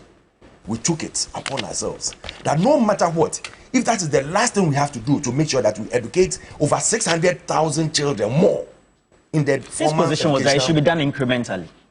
What is incrementally? Roland, what is incrementally? It says building when 600,000 children would have been staying at home every year, multiplied by the 8 years, over 600,000 children would have been at home. Don't know what they have to do. And you tell me that, oh, let's do it incrementally. Incrementally how? When we did this free education, you remember, before we took power, BEC, children were equipped and were sent home that if you don't come and pay your fees, if you don't come and pay for the BEC, you cannot sit for exams. Today, we don't hear that. Under the presidency of Nana Akufo-Addo and Dr. Bawumia, we don't hear that people are being sent home just for the fees or the BEC that they have to pay for. Because certain measures have been put in place. When people were being taught even how to answer past questions, what were they saying? They said they were being lazy. When they came out with flying colors across West Africa, they were telling us that these children are what? They are stealing in exams. They are being copycats. They are not being taught the right thing, and exams are this thing. They are stealing for them, actually, more or less. Telling the children who had suffered, some people who had burnt the midnight oil to learn and get to that stage and get good grades, that they were lazy and they were being taught nothing. You see, so it tells you the type of leadership as against the one currently looking at making sure that education is a key and is a must. Then you move to the STEM that you talked about, science, technology, engineering and mathematics. You know, STEM is free. Whilst others are putting it in their manifesto that they are going to make STEM free, they don't know that STEM is even free. It tells you that they don't even read to appreciate what is happening in the country. It tells you that they are not ready to serve because they want to do things on their own whims and caprices. And when you go and say it, they will tell you that you are stupid. It doesn't matter. Let us be stupid, but we'll be stupid in helping that child. We'll be stupid in educating that child. We'll be stupid in making sure that that child will not sit at home, but will get good education and come out with flying colors. Like the guy who we sent outside to continue his education, and he's flying out over there in super colors. He's showing that even when you go outside, you can make it with distinction, but not by someone who is sitting down and thinking that you are cheating in exams or you are stealing or they are marking for and on your behalf. So I will tell you, Roland, that whether they like it or not, the money we've spent on education so far is enormous. In STEM alone, Dr. Bawumia has said that he's going to increase the funding in science, technology, engineering, and mathematics education, because we've seen that as paramount. It helps. The basics should be very solid. If the foundation is solid, the rest will be easy to go upon. And so we are not going to rest. We are not going to sit down and watch anyone do or say or do what they want to do. At the end of the day, if you are able to do this and do it well, as you are giving them the free STEM education, as you are giving them the free TVET. TVET is another place that we've invested a lot, and people don't know that TVET is free. A lot of people don't know that the technical vocational educational training that you are giving today is free. So they are saying that, oh, when you come, we'll make TVET free. But people are getting TVET for free as we speak today. So if you finish your SHS and maybe you want to go and do some vocational things, you can go and learn, and you'll be supported to start your own business. That is the thinking of the bold solutions that you are looking forward to the future of this country. We are looking to make sure that that young man over there, that young girl over there, that young child will not fall short because maybe the parents died, because maybe the parent hasn't got money, because maybe the parent could not do certain things right for him or her, but they will be able to stand on their feet and go to school and finish and come out and start their own business. That is the education we need to give to every child, and we will not rest on our earth to make sure that every child will have the best education that is needed. I'll call on Ghanaians, I'll plead with them that those who have enjoyed the free education, those whose children have enjoyed it, the children who have enjoyed it, they should let others too enjoy it. Because when you tell me that you are going to reset to when you were in power, and you don't even recognize what your predecessor did for you, but you claim all the projects in your name, and you come and tell me that you are resetting, which means that you are going to tell us that free education is 419. So you are going to reset it. It's only up to Ghanaians. When did they say that? That free education is 419?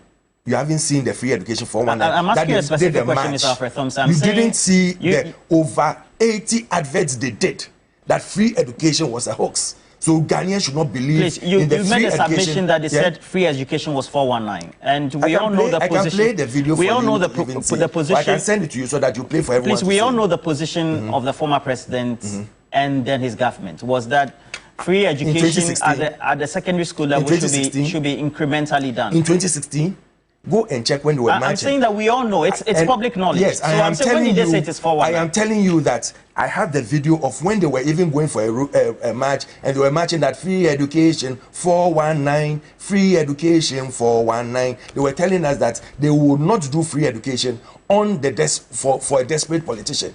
And so if I'm telling you today that they said they are going to reset this country to when they were in power, all they are telling us is that that free education, that over 600,000 children that are now in the formal educational sector should be scrapped. And it's up to Ghanaians to decide whether they want this or they want that old system where even water and electricity was a problem. We have Nane Asapon with the movement for Good morning to you, Nane Asapon. How are you? I'm doing very well. Malik, and you take a look at the rebuttal, and they say education is the fulcrum of DMB or Dr. Mahmoud Bawumia's focus on young people. Apart from the other announcement he's made about fintech, 100 million, and all that CODES program, 1 million, etc. What do you say? You see, when Alfred began, I knew he was going to misfire. I knew he was going to tombe. So from where he started, I knew he had lost the argument. You are bragging that you've done a lot in this country. And you know the achievement. The grass at the Flagstaff house is so green and bright. That is your achievement. Somebody cannot pay trotro fare this morning. And say it's beautiful. They have painted the Flagstaff house. The grasses are green. When you empower, the grasses were brown. My goodness. And this is somebody we should listen to. Take a broom, sweep all what he said, put it on a collector, and tell me one single hope he inspired in the young man watching him this morning. You see, Mr. Alfred Thompson, this thing of Bawumia you've put around your neck, it will give you trouble. I don't lie.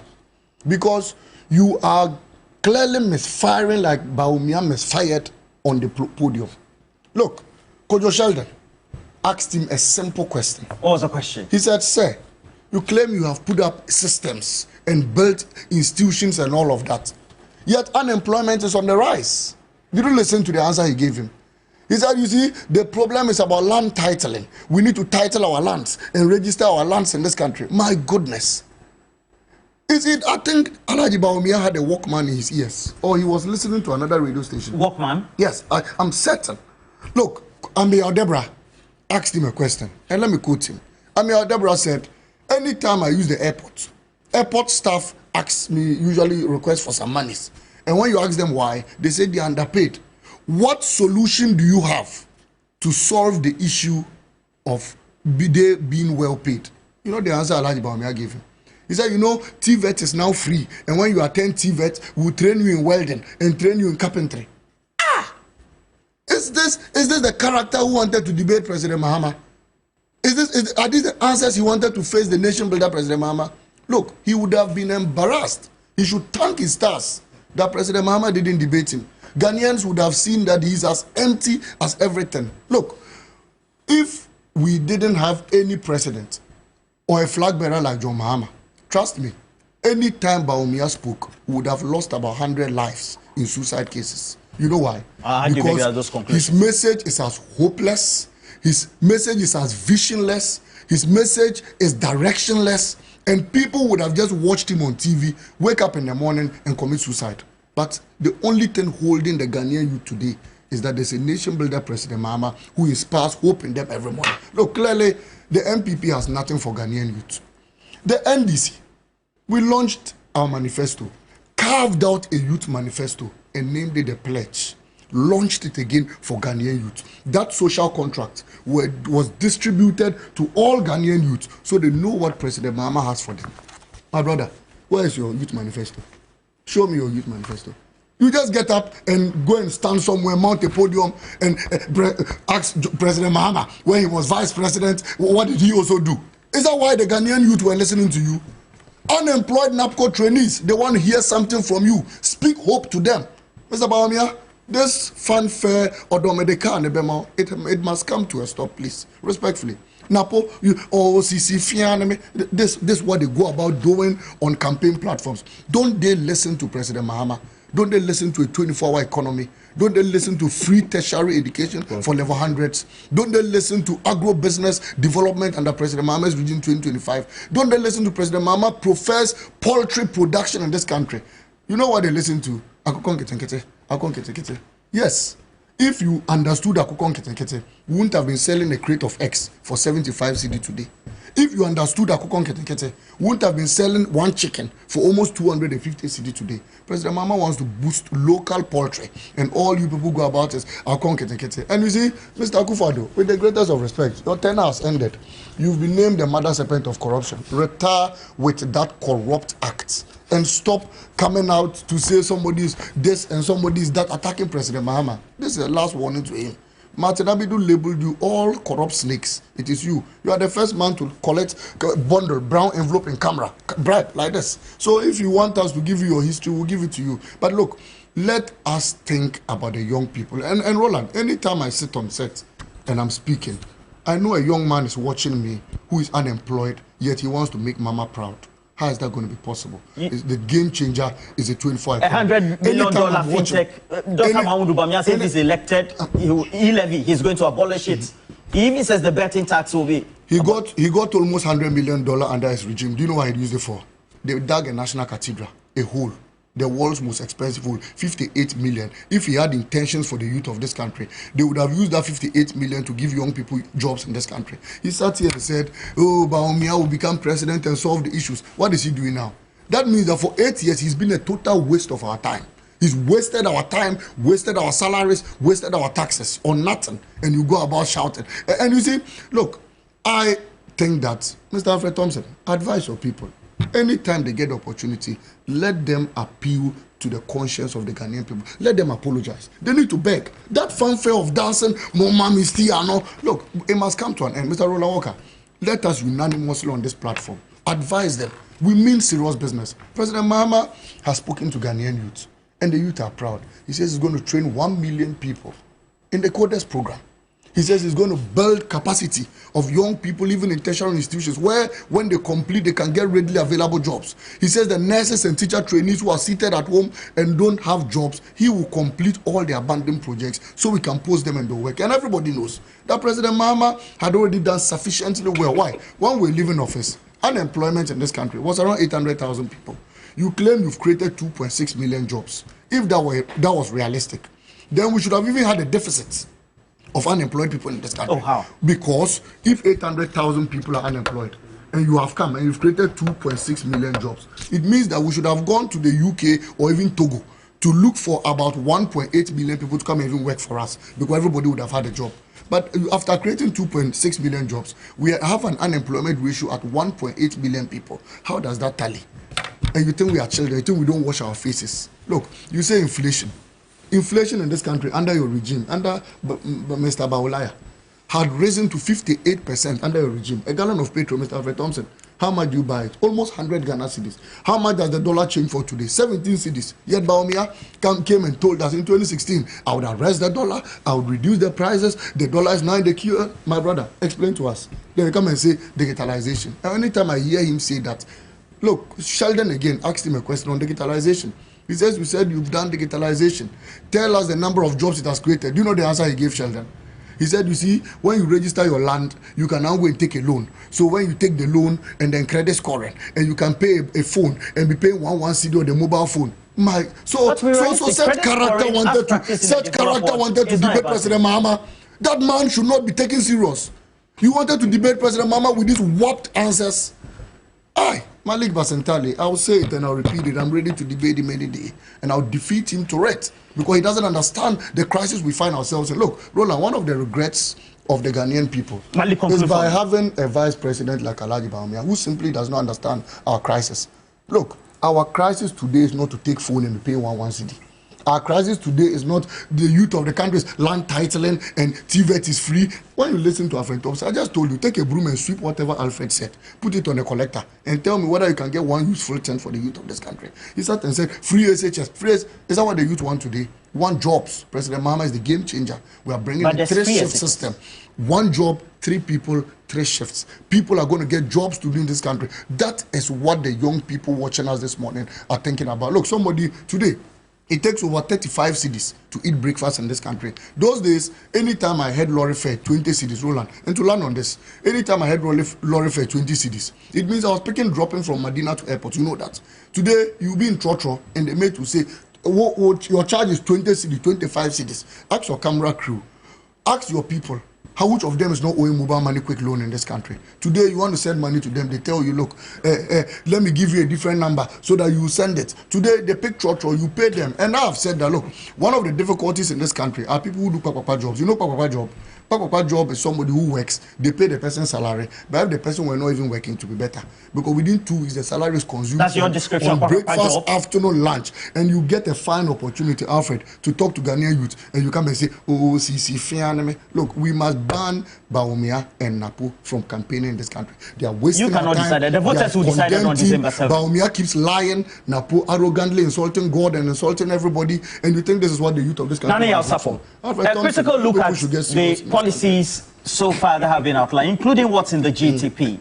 What really are the key issues that are confronting Ghanaians? You look at the data the data that has been picked up so far indicates that the economy is a key worry, unemployment a worry for ordinary young people, education, and then they want to make sure that infrastructure become a consideration for all the candidates. But there's a great rebuttal. Free SHS is there. Dr. Bawumia intends doing $100 million startups, and of course that also has been rebutted by John Dramani Mahama, who has also outlined policies as well, all targeted at them. Yes, Roland, thank you very much, and a good morning to your viewers and listeners. And I would want to say good morning to my presidential candidate, Honorable Alan John Dukodo and the team. And Saturday was a beautiful day in Accra. We painted the entire of our Greater Accra yellow.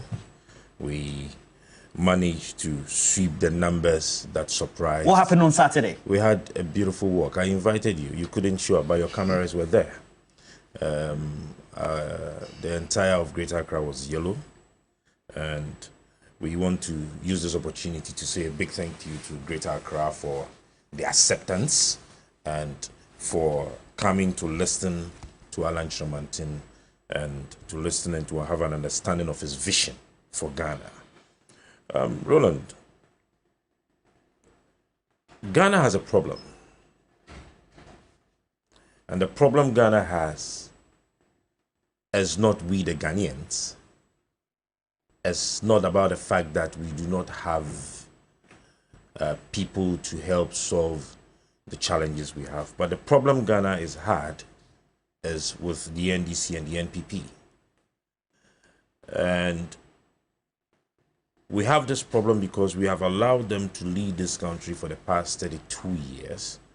And they think that they have monopolized the Ghanaian system.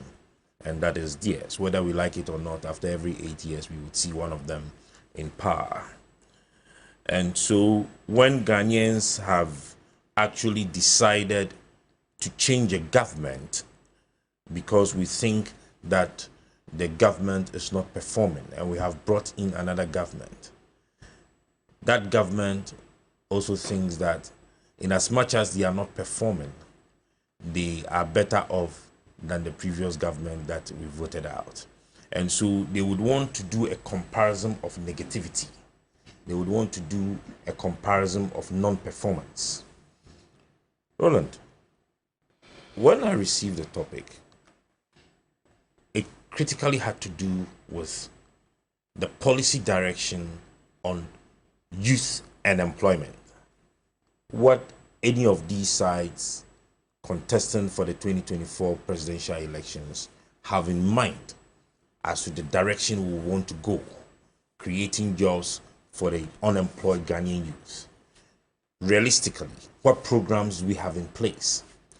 And so we should rather be looking at professing solutions and putting out critical programs for Ghanaians to ask critical questions as to whether or not they are achievable. So I'll give you an example. When President Kufuor was in power those days and wanted to bridge the gap between the first degree holders and the HND holders, what he brought about was that he ensured that the labor ministry put in a certain policy to make organizations employ HND holders as middle managers, all right, to be able to bridge the gap. When he realized that there were a lot of unemployment in the system, Alfred, I know, would have this history because he's worked with NIB before, and so that's the National Investment Bank. Okay. So he would have this history. When he got there, he would have realized that there were some people who were employed during Kufuor's era that did not have first degrees. So what he did was that he recruited SHS leavers who had good grades and could continue their education, but for various reasons couldn't continue, to the very lower officers in the banking sector, and then give them the opportunity to upgrade themselves and come into the mainstream. That is a practical solution. And so when you got to a bank, I'm using that as an example because he was there. When you got to NIB at the time, you would find people with SHS certificate who got employment into the bank and through the years upgraded themselves. What's the alternative from the GTP? I'm coming. We are professing practical solutions. And so when you want to create employment, you look at practicality and whether or not it is achievable. So this is what Alan Tremantin is saying. He says that, listen, we want to create jobs. We are finding it difficult to create jobs because the institutions are saying that they do not have money to even expand. So what do we do as a government to be able to give them the incentives they need to be able to create the jobs that we want them to create? So if you are an institution, you are an enterprise, you're a company, and you recruit a fresher, somebody who has just graduated from the university or the polytechnic or the college and has served the national service 1 year period or the internship whatsoever it is, and you recruit such a person, government is going to give you both physical and non-physical incentives for you to reinvest that into your establishment for expansion so that you're able to recruit more. So what it means is that if you make avenue or room for 10 new freshers, there are benefits you are going to get for employing those freshers. And those benefits will be directed into your organization for expansion so that you're able to recruit more. The youth who are willing to enter into entrepreneurship, all right, the major problem they face is the lack of funding. And so Alan is saying that, listen, banks will be pushed to allocate a minimum of 10% of profit after tax. All right. Towards youth-oriented initiatives? Towards youth-oriented initiative entrepreneurship programs. And so, because currently as it stands, if you do not have collateral and all of those things, you will not be given loans or whatsoever with financial assistance by the banks to be able to push into your businesses. And that is a problem you are facing. I am a young graduate. I've just come out of school. All right. And I want to register a business. I want to go venture into my own agribusiness. No bank will be willing to give me that money I need. But Alan is saying that there would be a policy in place that would push the banks to invest at least a minimum of 10% profit after tax into this initiative. And this would help support our young brothers and sisters to grow their businesses.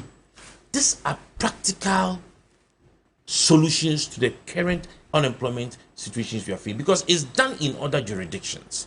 All right. And when these loans are given, you see, if you are being given a business loan between 35 to 45%, currently, that is what it stands. And then we have a banker here, so he understands. The business loan is between 35 to 45%. Your business desk has done a documentary on it before.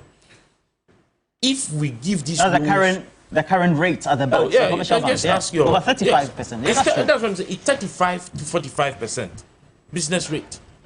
And if we are able to bring this interest rate to a single digit, of which Alan has assured Ghanaians he will do, then it means that we are putting our young business entrepreneurs in the position to compete with the bigger ones. Now, you would also have the opportunity as a young entrepreneur to be able to compete to an extent with bigger organizations in terms of local contract bidding. All right. So let's say that there is a bid out there that government wants to do. We have 3, 4, 5 young business enterprises. You come together, then we are able to give you a competitive advantage.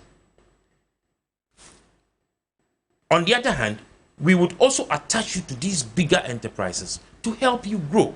And so any bigger enterprise that has a young business attached to it in times of bidding for a government contract or project would have an advantage over a bigger enterprise that is going solo without our young. So we are putting in practical measures to grow our young entrepreneurs. And these are realistic measures that are, you can attest, because this is done in other jurisdictions. If you go to the Americas and other places, we have what we call the minority businesses. All right, these minority businesses belongs to people with disability, belongs to young entrepreneurs, it belongs to the black community. You understand? And they attach them to bigger organizations and help them get businesses that would help them expand. So, Roland, these are practical solutions. And I'm telling you this, yes. And I have a belief and confidence in Alan because he's done it before. When he was Minister for Trade and Industry. What did he do? He established what we call the Enable Youth Facilities. We built 58 of these Enable Youth Facilities. All right. Now, as at the time he was leaving the ministry, we had 28 of these Enable Youth Facilities completed and machines and equipment being installed. You mean he did all this under the Akufo-Addo-led government? Of course. He did it under the Akufo, and is there. And he did it as a minister. And I'm establishing the fact that it was not government money. These were projects he sat down, thought of, went out there to look for external sources, grants to be able to help us establish them. This he pushed through with Rural Enterprises Project. This is not government, this is not Minister of Finance budget allocation whatsoever. No. So this is an individual who was given a ministerial position that he used his brains and his hard work and his network to be able to establish. He established what we call the Common User Facility. Roland, this Common User Facility, if you go to Savlugu, we have one there. If you go to a place like Nkran Kwanta, we have one there. The rice processing. If you go to Sefi Akontombra, we have one there. Now, this was for the youth. So, this is a man who has established, and this is a man who has proven that indeed when given the opportunity, he'll be able to bring jobs into this country. We established what we call the Technology Solution Centers. Before then, we had what we call the Rural Technology Facilities. All right? 21 of them. They were idle, nothing. When Alan came and he thought of indeed walking the talk of bringing this technology and innovation talk into reality. He went out there to look for money for us to be able to establish the Technology Solution Centers. And this was purely tech to give opportunity and support to our young entrepreneurs who want to venture into technology. So if we've been given this opportunity to actually push our agenda for the youth, I think that the two should be able to tell us what they have done, what they will do, just as I have stated. And then we can move forward. But this banter, this is what is creating the problem we have in Ghana. And it is this morning I have been given an reassurance. Well, the question is, Alan was part of the Akufo-Addo-led government, so you can't be reprobating and approbating. When you speak like this, I love it, because you see, it helps me to make you understand that we have a collective good and we have an individual good. So we have that collective accountability, and in that collective accountability, we have an individual accountability. Let us sit down as a country. Let us pick them one after the other. Let every individual. I've just been going through the... You cannot do this. No, let me land. Okay. You have to give every individual an opportunity to be able to account for the responsibility he was given. And this is an accountability Alan has given to Ghanaians. My question is, you can't be criticizing... Media General is big. Media General is big. Today, no Media General example. No, please, let's stop it. I would use Media General because I'm here. I'm saying... Please. Media General goes beyond NewDay. You letting me Media General goes beyond NewDay. The question but you are held responsible for the seat in which you are seated now. will not be able to. So if another program is failing, is Roland Walker going to be held responsible? If when kind of Furiata was Minister for Finance and the economy failed, what did Alan tell him? What did Alan tell him? Alan did his bit as Minister for Trade and Industry. What did he do? He was part of the economic management. Have you seen the video? The best brains for... Alaji was the chairman for the economic management team. Who's Alaji? We have only one Alaji contestant for this presidential elections. Who? We have only one Roland. Do you have a title? Roland, are you letting me come in? Okay. Thank you. I get your point now. You're talking about Dr. Mahmoud Bawumia. And so I'm just going through your manifesto, and I've seen that there are a number of policy propositions ensure resilient, business-friendly economy, and there are jobs creation options and policy propositions for young people, jobs also for young people in tech, and then young people having opportunity to transform the main traditional sectors like agri, etc. How do we see that coming to fruition? Okay, in relation to what has already been done. Thank you very much. I'm glad you've seen that a lot has been done. I'll just take 2 or 3 minutes to respond to certain untruths that have been peddled by my dear brother here. He talked about Kojo Sheldon, the same Kojo Sheldon who told Ghanaians that he was paid to come and ask certain questions under Mohammed's just the media. That's why he didn't go. And this same Kojo Sheldon has come to our media encounter or youth encounter with His Excellency the Vice President. But he wasn't paid. That's why he came. And he asked questions. And there were a series of questions that were asked.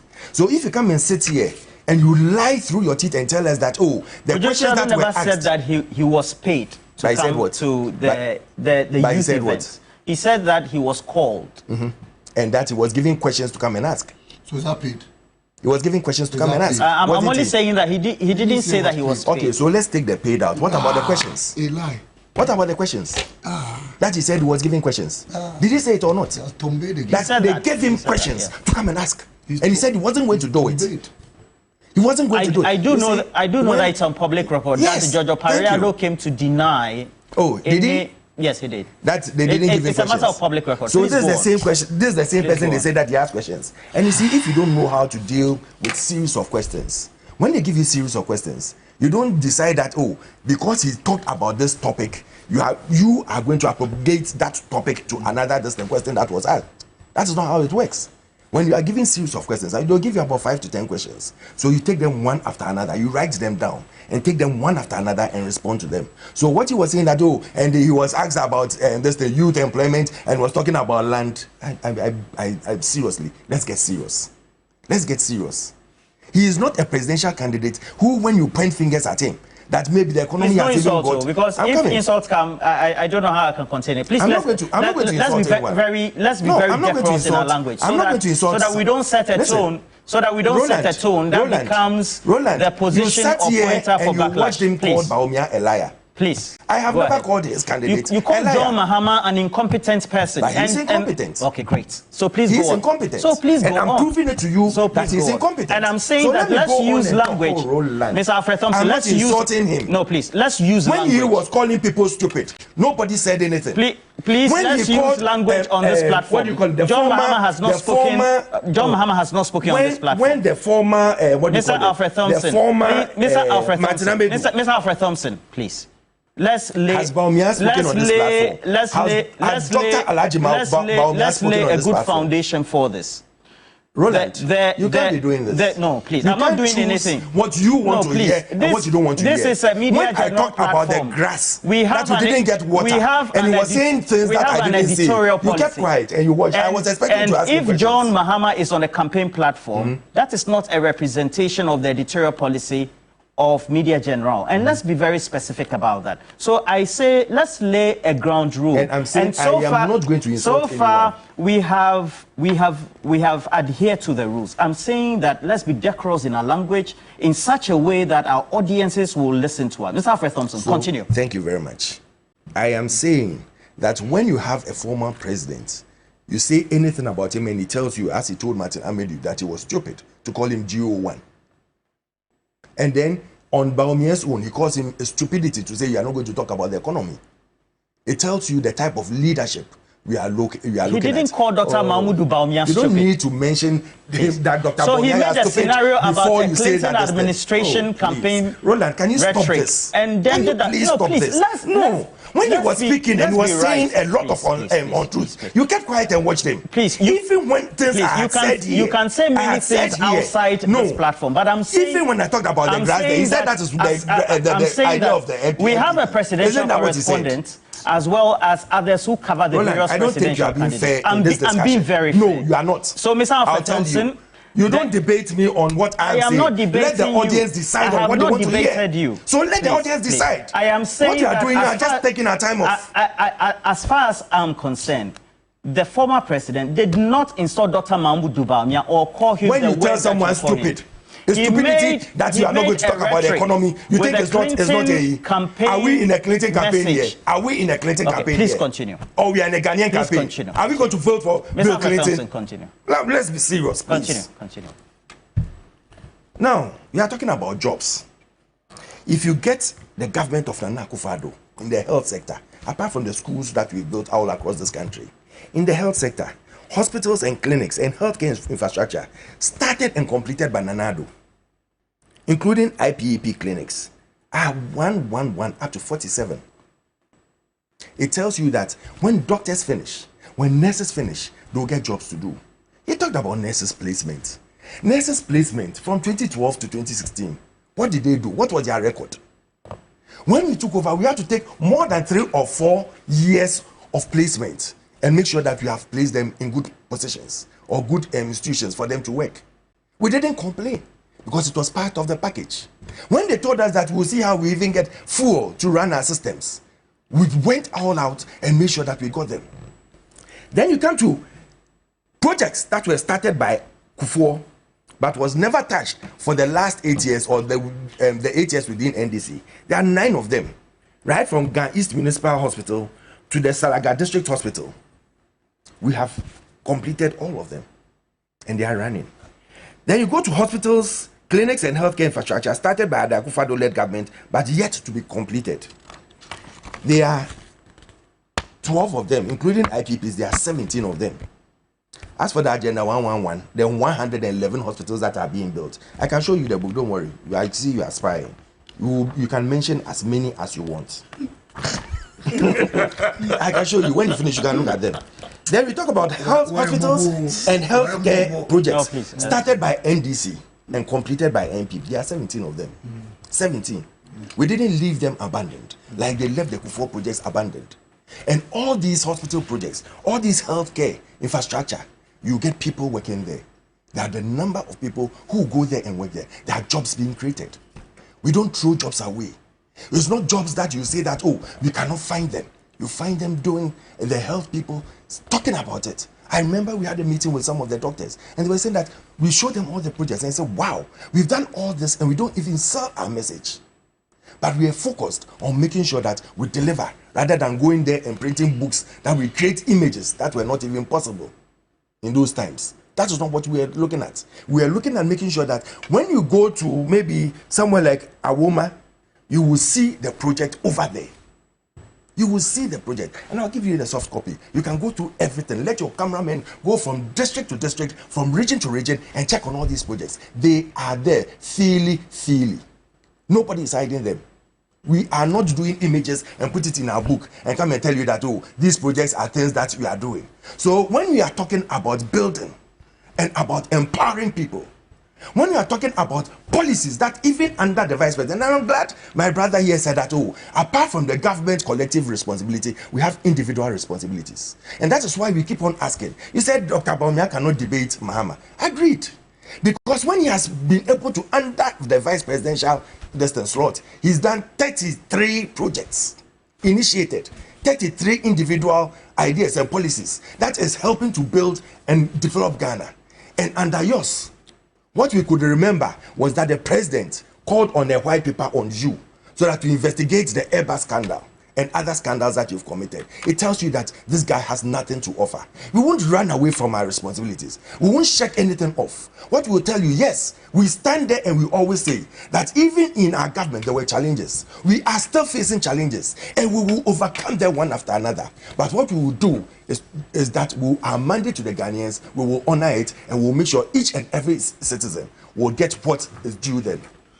How do we transition to make sure we create the right policies and then the jobs that the young people need? Roland, coming from the NDC administration and then the manifesto. The 33 policies he's talking about are fuel prices at 100 Ghana cedi parts. The dollar at 17 is a part of those 17 achievements of Bawumia. 10,000 missing bags of lily rice at the port. stolen by Bawumia and his cronies, those in his office, or say, Mensa, who is still at the office. Is it part of the 33?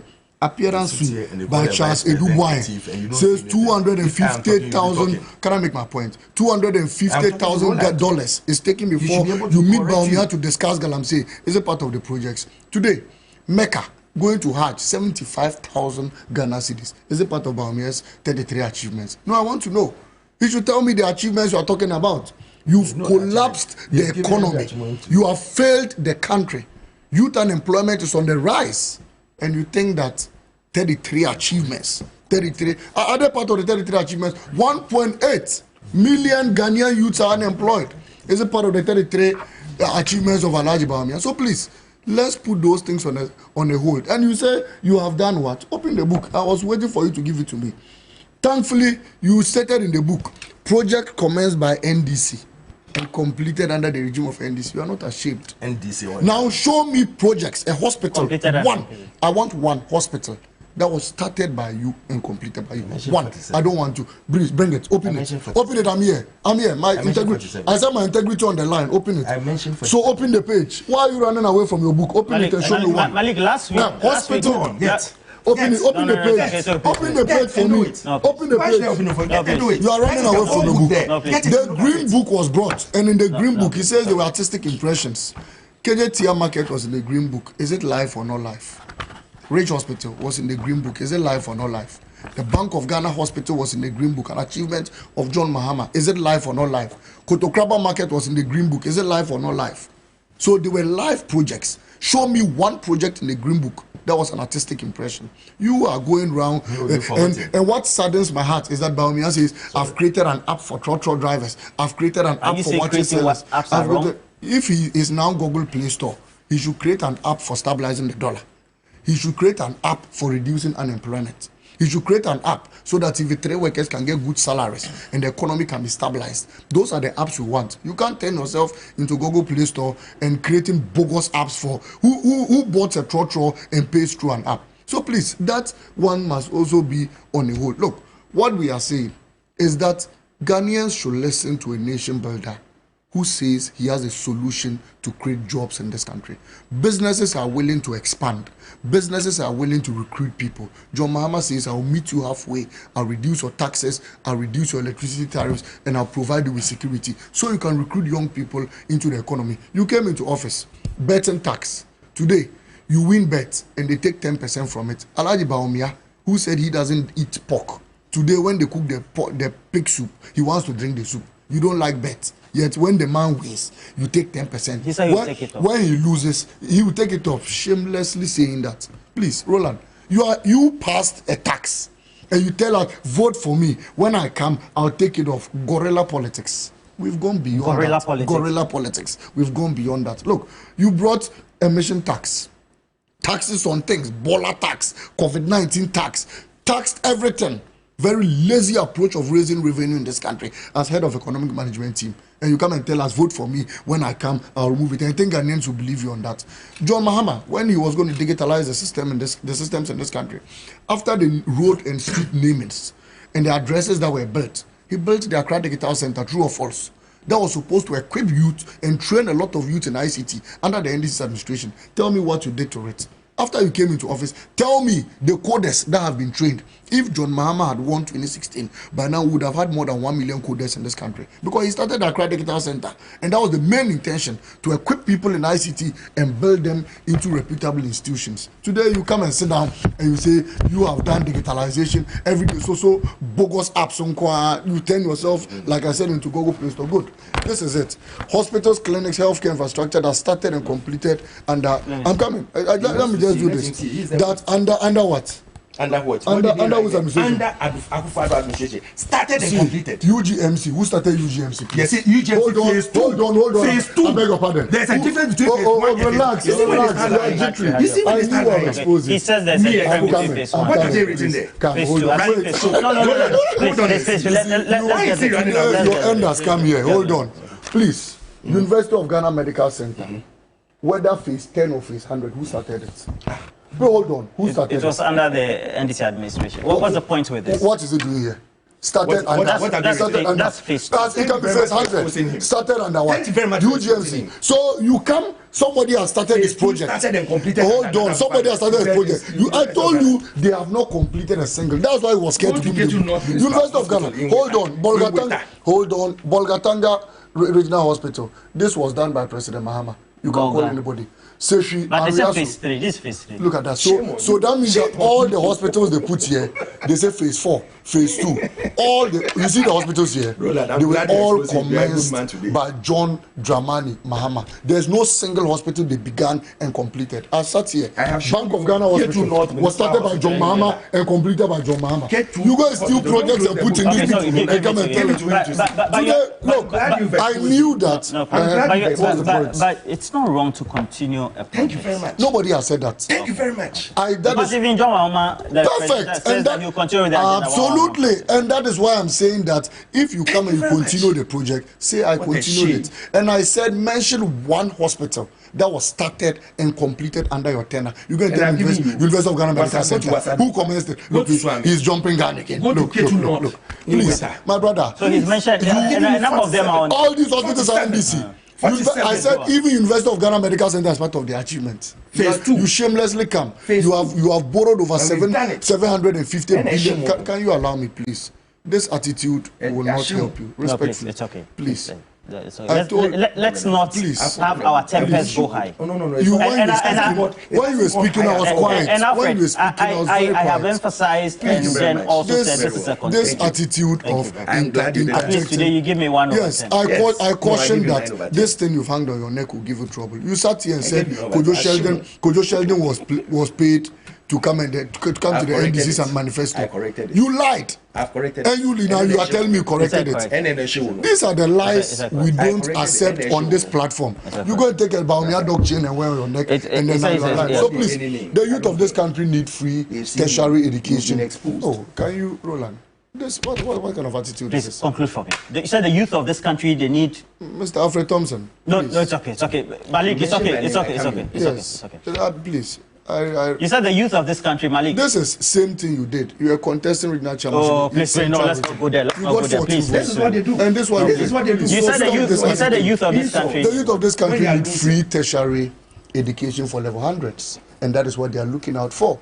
The youth of this country need to invest in agric. And President Mahama says he's bringing agribusiness so that people could boost the agricultural sector of this country. The youth of this country need to move into industrialization. And that's why President Mahama says all the collapsed companies that you are selling would arrest your people, would get the companies back, and the youth of this country will be enrolled so they could work very well and then they could get good jobs in this country. The dollar and the petroleum prices, as President Mahama has said, would definitely be reduced and stabilized so that businessmen could at least plan ahead of time.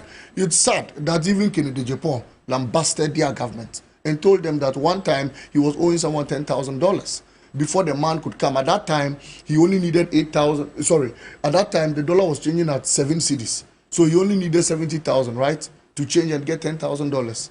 Before the man could come into this country, the dollar was now changing at 15 cedis. He needed 158,000 to get $10,000 in order to pay for it, which meant that he ran at a total loss. There are many businessmen in Abuso Kind today who are struggling like Kennedy Japan was struggling at the regime. And today you have the effrontery, you and Bawumia, to come and stand before Ghanaian people and tell us, Monfasti and Amame, vote for me, please. The businessmen, Kama Group, like I said, and to land on this, may his soul continue to rest in peace. What has Kama got to do with it? The CEO of the Kama Group has passed on.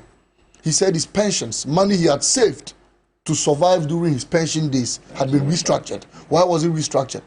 It was restructured because you, Bawumia, recklessly spent money. Nanado was flying private jets left and right center, and this country went into a junk status. They had to restructure his pensions. The man said he's virtually irresponsible today. This was not a man who lived a bad life. He lived a good life, but because of your ineptitude and because of your visionless government, his pensions had to be restructured. The man has passed on. Maybe because he couldn't afford pension drugs. For the first time, a Chief Justice demonstrated against her own government because they had taken her money from the bank and they restructured our debts in this country. Roland, I sit here and I feel the pain of many people, like I say. People are completing school. You go to school for over 20 years and you graduate and you cannot get a job. It saddens my heart. I see young people out there who cannot afford 3 square meals. It saddens my heart. So we are saying that the man to solve this issue is the nation builder, right. John Dramani. So I have this one from our correspondent and he says that NewDay producer kindly signal Roland that the 60-bed capacity Salaga Hospital is not completed as claimed by one of the panelists. In fact, the project has been stalled since 2019. There hasn't been a contractor on site. Did you mention? Which one? Salaga. Hey, you mentioned Salaga. You lied too much. You said Salaga. Let me read this guy lies too much. No, this lies must stop. Look at it. Bawumia's chain. You mentioned Salaga here. Microphones are off. You see how he has been exposed. That Salaga. Shame on you. Please. No. This one, our correspondent did a fact check. Oh, please, it's not. Oh, Malik. Oh, when you and Alfred are here, you make Alfred and Malik, please. Okay, it's okay. No, it's okay. It's okay. Yes, yeah. It's okay. You mentioned it as an ongoing project. Okay. So our correspondent is saying, I said it. In fact, the project has stalled since 2019. There has been Look at it. This is a Salga auto. Take it. Alfred, Malik, I won't watch. Stop the. Oh, Malik. When you came to Accra, everybody has seen you. You were as credible. Okay, please let's stop this. This one is coming from my Kofiafu. I'll let you have the last one before we go. My product promised that. Please.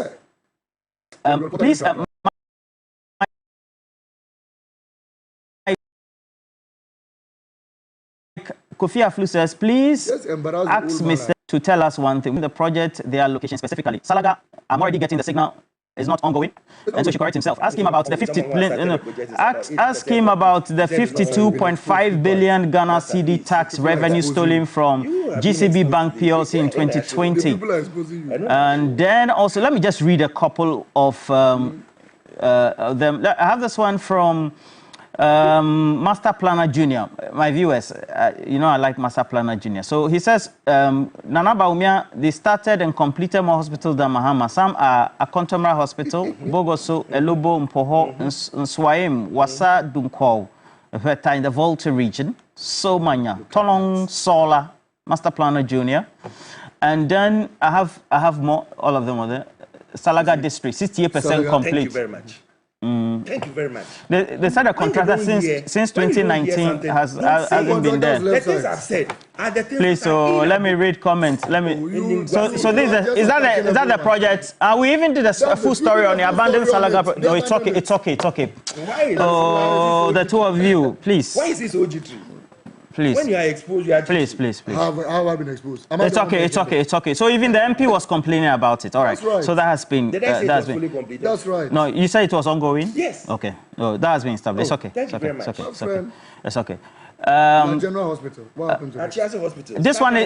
This one is coming from Dinko Evans Garu. He says, on the third day, when Dr. Mahmoud Bawumia was meeting the youth at 5 p.m., he should have been at that peace event that was organized by the Christian and Charismatic Councils.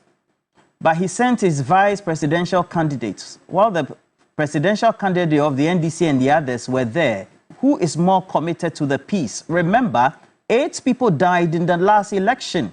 Let's not all behave like Trojan horses and ostriches. Now, this one is coming from Mr. Tebi. Mr. Tebi, good morning to you. He says, Roland, I was analyzing the claim of 2.6 million jobs supposedly created. Assuming each job represents a small enterprise employing just 10 people, that would translate to 26 million employed individuals in the value chain. Remind me, what's Ghana's current population? Okay, and then I have more messages. So this one also is coming from Delhi. Delhi says, Malik and the two of you are firing each other. So, okay, well, that's firing. So Anthony says, please, the Peta Hospital in the Ketu North constituency was started by NDC in 2016. It was 68% complete at the time when we handed over to MPP. Please tell Alfred to get his fast. I think that he's saying that they are continuing. I think that's what you're saying. I named the projects that we inherited. It's an voluntary. It's a continue. It's a continuing project. I mentioned the number of projects under their government that we took over. Okay, so this one is coming from Moses. So is the MPP now claiming that UGMC is their project? No, he said phase. It's a phase 2. Yes, phase 2. Even Kolebu, we built a neurological. Yes, are we saying that as you haven't said that. You haven't said that. We put up a center. You haven't said that. Please. I promise to give the last time. Eric Ameto Kwame says. We built about 747. Look at that. It's not all of them. Why is education such a big worry for us if Free SHS has solved all the problems in the education sector? Free SHS, I think, goes a long way to help many people. Sampi Yali says, since 2012, the MPP has been using Free SHS as a campaign, but the Free SHS, nobody should have gone to, but for Free SHS, it means nobody should have gone to school. We have an incremental population, so certainly there will always be backlogs. Today, because of the bad economy, parents are paying so much even for the items on the prospectus. So, Mr. Alfred Thompson, my hometown man, how do you explain students spending just 2 months in school or sometimes a month and a half and being promoted to the next class? The Free SHS is a bad implementation of an unintended good policy. Please, let me just give you 4 minutes on this. 4 minutes for you to end on this. 4 minutes, Roland. 4 minutes. If it's 4 minutes, then I will not speak. They spoke for more than 4 minutes. I timed you, please. No. So we were doing clarification just for now. Please go ahead. Because if they come in, go ahead. I'll do Star 439 hash. Cash out, please. Whilst you are doing this, you cash out. Star 439 hash, please. I want to start off from this point. See, in job creation, or in giving an assurance to the citizenry that indeed you would be able to create jobs for your people, it means that you should be able to speak to issues, and you should have been able to put in programs that would be practically accepted. Roland, Alan created what we call the AFCFTA. It is accepted. The AFCFTA themselves, they know that he's the main architect behind the AFCFTA. Now, he managed as Minister for Trade and Industry, and Ghana won the bid to have the Secretariat of the AFCFTA here. That is putting the entire of Africa on one market. The current e-commerce market size of Africa is in excess of $270 billion. 270 billion? Billion. That's huge. So, having the Secretariat of the AFCFTA in Accra, here in Ghana, means that you would have in excess of $270 million. And that was facilitated by Alan? He's the main brain behind as trade minister? When he was at AU, that was when he drew the entire structural design of the AFCFTA. Now, when he was Minister for Trade and Industry for Ghana, that was when AFCFTA was ready, and he managed to make Ghana win the bid and to bring it here. So these are jobs that can be created through industrialization.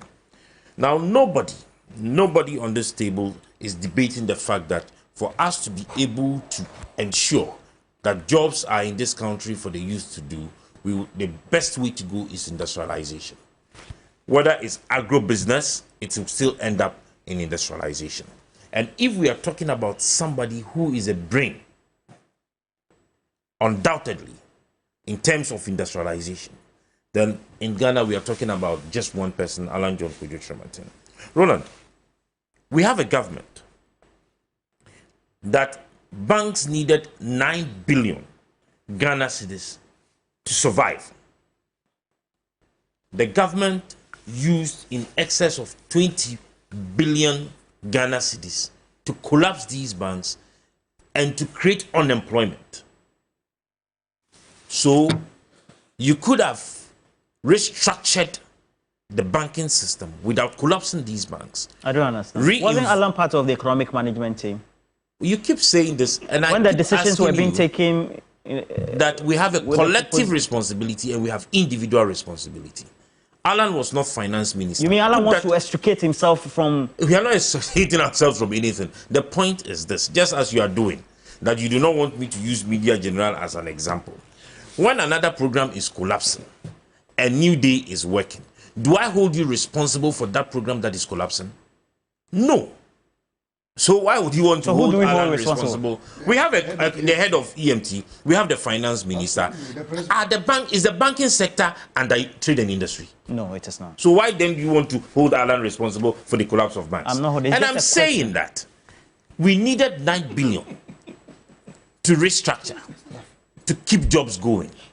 Yet we used 21 billion to create unemployment. You understand? And I'm telling you that if indeed we wanted to hold and make these banks profitable, we would have. And I'll give you an example. We were in Ghana here the beginning of the year when they wanted to sell 5 hotels. They wanted to collapse 5 hotels, create unemployment. They wanted to collapse. Choose which word you want to use. To create unemployment. When we fought as Ghanaians, we came together to fight them, and they were not able to undertake that mischievous adventure. What happened? Yesterday, Labadi Beach Hotel, it was published in the dailies that they had presented a 16.5 million Ghana cedis dividend to Senate. We still have the MD of Senate at post. We still have the board at post. A business that we were told that was not profitable. So this makes me to believe and understand that if indeed these banks, we wanted to keep these banks going, if we wanted to keep these banks working, we would have been able to use that 9 billion the banks needed, restructure their management and operational systems, and these banks would have by now given birth to more branches for more jobs to be created. Roland, Alan established what we call the business regulatory reforms. In 2017-2018, these business regulatory reforms was launched. This gave Ghana a positive rating on the bank of World Bank credit rating systems. Roland, if you talk and you do not take action, there is nothing that can be done. Across the world, Ghanaians were complaining that getting access to information to establishing businesses, getting access to these agencies when you want to establish businesses was going to be difficult and was difficult. Alan, as trade minister, then created the business resource centers, established these business resource centers, and put all of them on one platform. So you could just sit in the comfort of your home, whether in Ghana or out of Ghana, go onto the business regulatory reforms app, do your e-registration, do your e-enquiry. Like what is on the screen. Like what is on the screen. So now, all this is what we established. Alan said he was going to establish 3 million jobs for Ghanaian youth. He walked the talk. He created an app, the 3MG Ghana app, that go onto this app. Alan has created an app for job creation. He said we needed the data. And we are taking steps in having the data before we come into government. You understand me? If they want to create jobs, they need to know which sectors have the ability to actually have the people being employed. We need to know the sectors that the persons wants to go. If you upload your CV onto this app, then we are able to put them in sectors. It becomes easy when you have these data and you want to push into these industries. And so, if we have a man who is walking the talk, and we have people who go to stand on platforms and dance, and we have others who go to stand on platforms and just talk, then we need to make our choices right. And that is why somebody like me, a young Ghanaian, would want to follow Alan Chamantin and vote for him in December 2024. Lawyer Richmond Roxon, thank you for always watching the show. We're always grateful. He says the government's claim of creating 2.6 million jobs cannot be true. If indeed the government has created that number of jobs, we should see an increase in taxpayers and then also a significant increase when it comes to net contributor. I think that's some concern. We've always met our revenue target, lawyer. And so let me just run through a couple as well. Fokafui says, please tell Mr. Alfred Thompson that I like him so much, but he is frustrated because his government is feeling issue. Get him. Okay. He says he's not frustrated. Fokafui, please be careful the next time. Haji Kupson says, we need an app for CD stabilization. Yes, I need 1 second. Well, fact check. We're taking a break. Document of the Akontomra hospital. Wait, taking a break.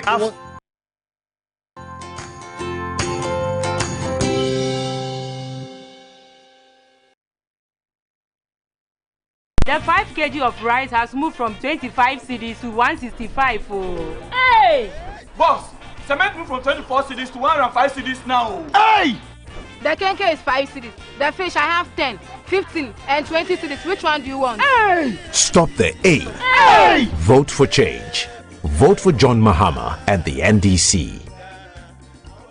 Santex and Crown Paints. Excellent paint that is resistant to peeling, mold, algae, and fungus. It comes in a wide range of colors with high opacity, high spread rate, and dries fast with no afterpaint stench. Santex and Crown Paints are distributed by Bamson Company Limited. Locate us at Sickens House, Old Fatima Road, South Industrial Area, Accra, or any of our branches in Atabraka, East Legon, Tema, and Adum in Kumasi. Call or WhatsApp us on 0573839640. Santex and Crown Paint. It's not just paint, it's personal. Want a free bets? You might follow these steps. You can join 1xBet app. Confirm your participation. You can bet on the correct match score. You can get a free bet every week. 1x free bet. Active bonuses for active players.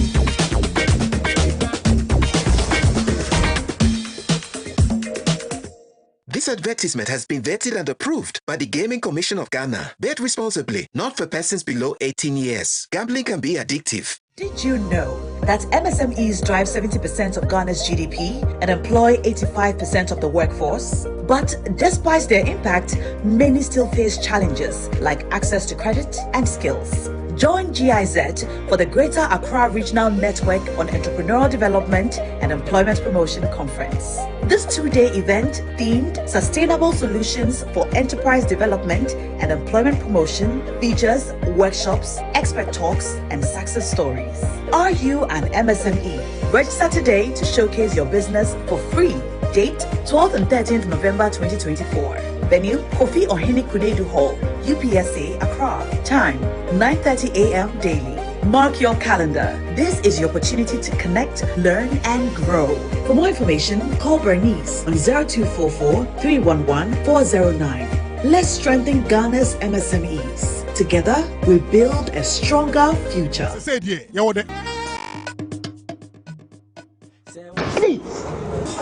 Master, I have told you to use Kojak quality oral care products like the Kojak charcoal toothpaste for strong teeth. Give me the meat. Sis, that guy. Ajay, my teeth. Sis, haven't you heard of Kojak P&F toothpaste and their mouthwash? Right after here, get one for yourself. It helps fight sensitive teeth just like you're experiencing. Hey, sis. Yes. Do not joke with your teeth because it may worry you in the future. Over the past 30 years that we introduced Procode onto the market, that has no competitor. We have again introduced Kojak Oral Care onto the market with the same high quality standard like Kojak Charcoal Toothpaste that makes your teeth whiter and stronger.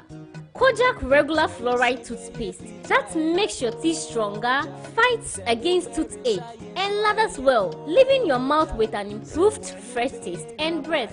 If you have a sensitive teeth when you take something cold or hot, yours is to go for Kojak P and Kojak F together with the mouthwash. Go for Kojak Oral Care products because Kojak D be quality keke. This advert is FDA approved. Hey, yeah, man, will say. Luckiest. Star 712 hash.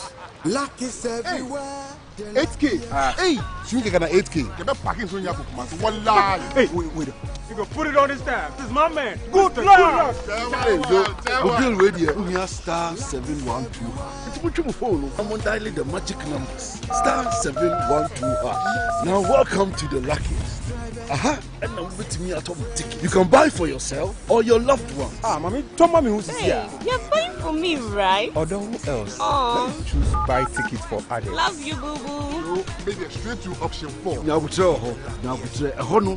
need to buy tickets worth 50 Ghana to qualify. Yes, you can buy random or preferred tickets. I'm choosing random tickets. Listen, if you buy the random ticket, the system chooses a random number for you. But if you buy the preferred, you get to input your own preferred 5 digits. 5. Baby, give me your 5 numbers. And how much are we buying? Babe, look at the body and buy you. With your body, Hey, there, tread cautiously. Now follow the prompts and confirm. Now the luckiest. The luckiest is regulated by the NLA on the Caritas platform, not for persons below 18 years. TNCs apply. Over 5 million children have benefited from free SHS. Protect free SHS. Vote Dr. Bawumia, #1 on the ballot. No, baby, I said I'm fine. There's no need for you to come over. How far will men go just to impress a woman? There are no limits at all. Hey, baby. I go to work in the morning and work so hard and come back home and my house is a mess. Meet Leo, James, Ben, and Tim, 3 young men maneuvering the twists, turns, and challenges in their 20s. You guys are 3. The third person is not at home. Am I lying? Am I lying? I said I want also. And they also, whom I also help. We help. They are witty, smart, and sneaky. How's my baby? Yeah, that one, lazy boy, he's still sleeping. They are The Bachelors. The Bachelors, showing Tuesday to Thursdays on TV3 at 9 p.m.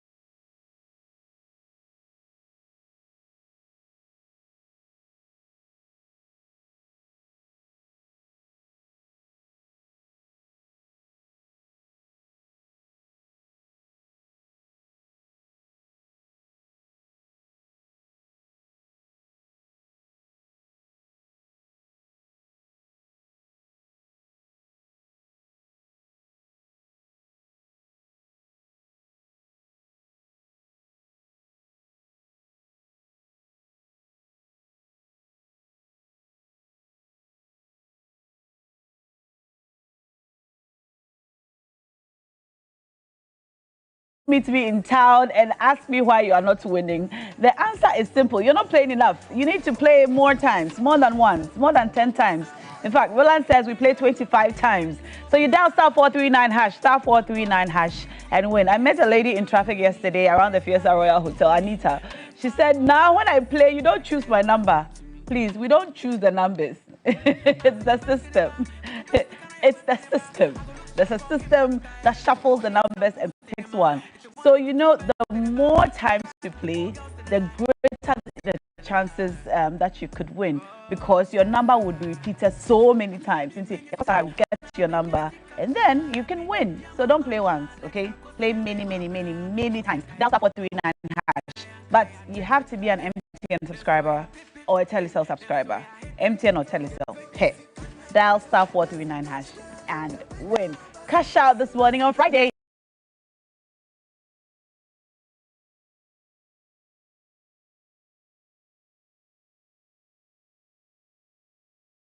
We're giving away 30,000 Ghana, 5,000 cities going out to 6 people. 5, 6, 30, that's right. Yes, exactly. But today, we want to give away 8K, 2K to 4 people. So down